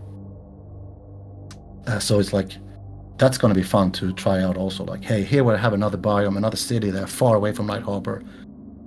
Completely different influence with music. Yeah, underground gnomes. Gnomes will be mechanical. Underground gnomes will be more like they've been sipping on ayahuasca smoothies all day and playing with critters. Yeah. Yeah. Let's see. Brown Butcher said a very good point here. Talk about listening to your music, how it's mixed, right? Listening on different system helps. Lots of musicians have the ritual drive listening to a new mix in their car. That's like, he is exactly right about that. You're working, the song is ready, you're mixing the song. You're working with levels, automation, compressors, EQ, saturation. It sounds great in your headphones, the mix is good. You take the mix out to your car. It doesn't sound good. It's something, that's a good point. When you have a mix ready, you're working on your mix in the headphones. It sounds great in your headphones, but it should also sound good in your crappy phone speakers. It should sound good in your crappy laptop speakers. It should sound good in your small, cheap $5 earbuds. You have to find that sweet spot where it sounds good on all devices. That's like sort of post-production ritual for every mixing engineer, mastering engineer. So Brown Butcher, he knows what he's talking about again.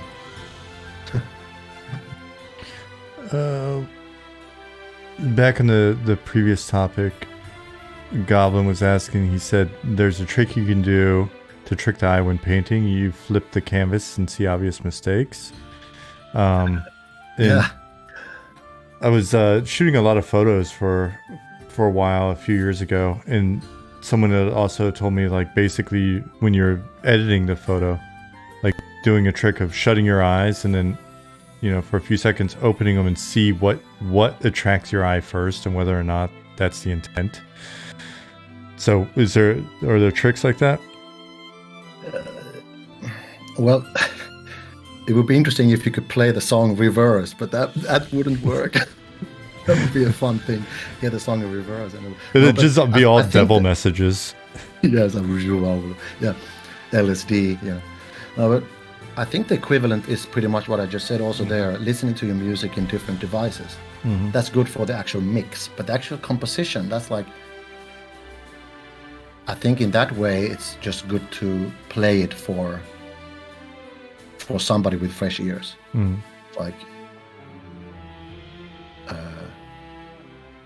I play my music for my wife. You know, when I sort of almost done with something, I come in and listen here, and she's always sometimes too nice. She's like, "Wow, you're making this dreamy, amazing stuff," and I'm like, "Say something bad.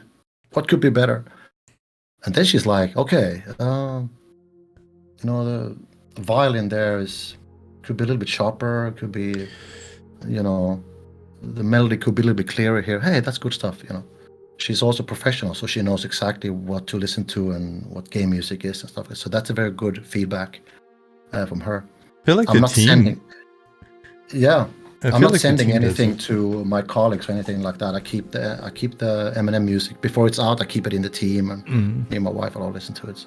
Yeah, sorry. I was about to say, I feel like the team's been really good about being critical while still being sort of respectful and stuff. There's a lot of feedback within the team on all sorts of stuff. And then we've got people like Nick, who's got, you know, got a music background as well, and can speak the music terms instead of some of the feedback somebody like me would give, which is like, I don't know, wiggle the whammy bar a little bit more or something, like, or this is just kind of odd. So yeah. And I like those discussions also we have in the team. And I mean, not only regarding music, but we talk about game mechanics. That's like, that's good discussions. Like, you know, oh, but I'm used to this. And I know that I am stuck on certain things. And, you know, and there's another one in the team who's used to another game mechanic. And then, how can we mold this to our thing? And then, you know, we all realize that, okay, this hill is not worth dying on. You know, we can mold our own groove in this game with this thing. But this hill, I'm gonna die on, like that. But that's like natural evolution. There's a lot of strong opinions and a lot of hardcore game. Everybody's a hardcore gamer in the end, right? So whatever is good for the game is good for everybody, you know. Yeah.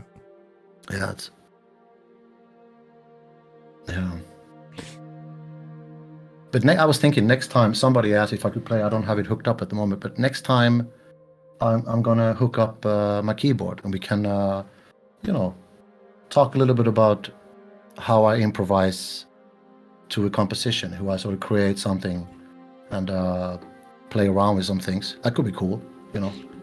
Yeah, and we can check things out in advance and just kind of figure out the best way to stream something, or the best way to make that happen in real time. Yeah.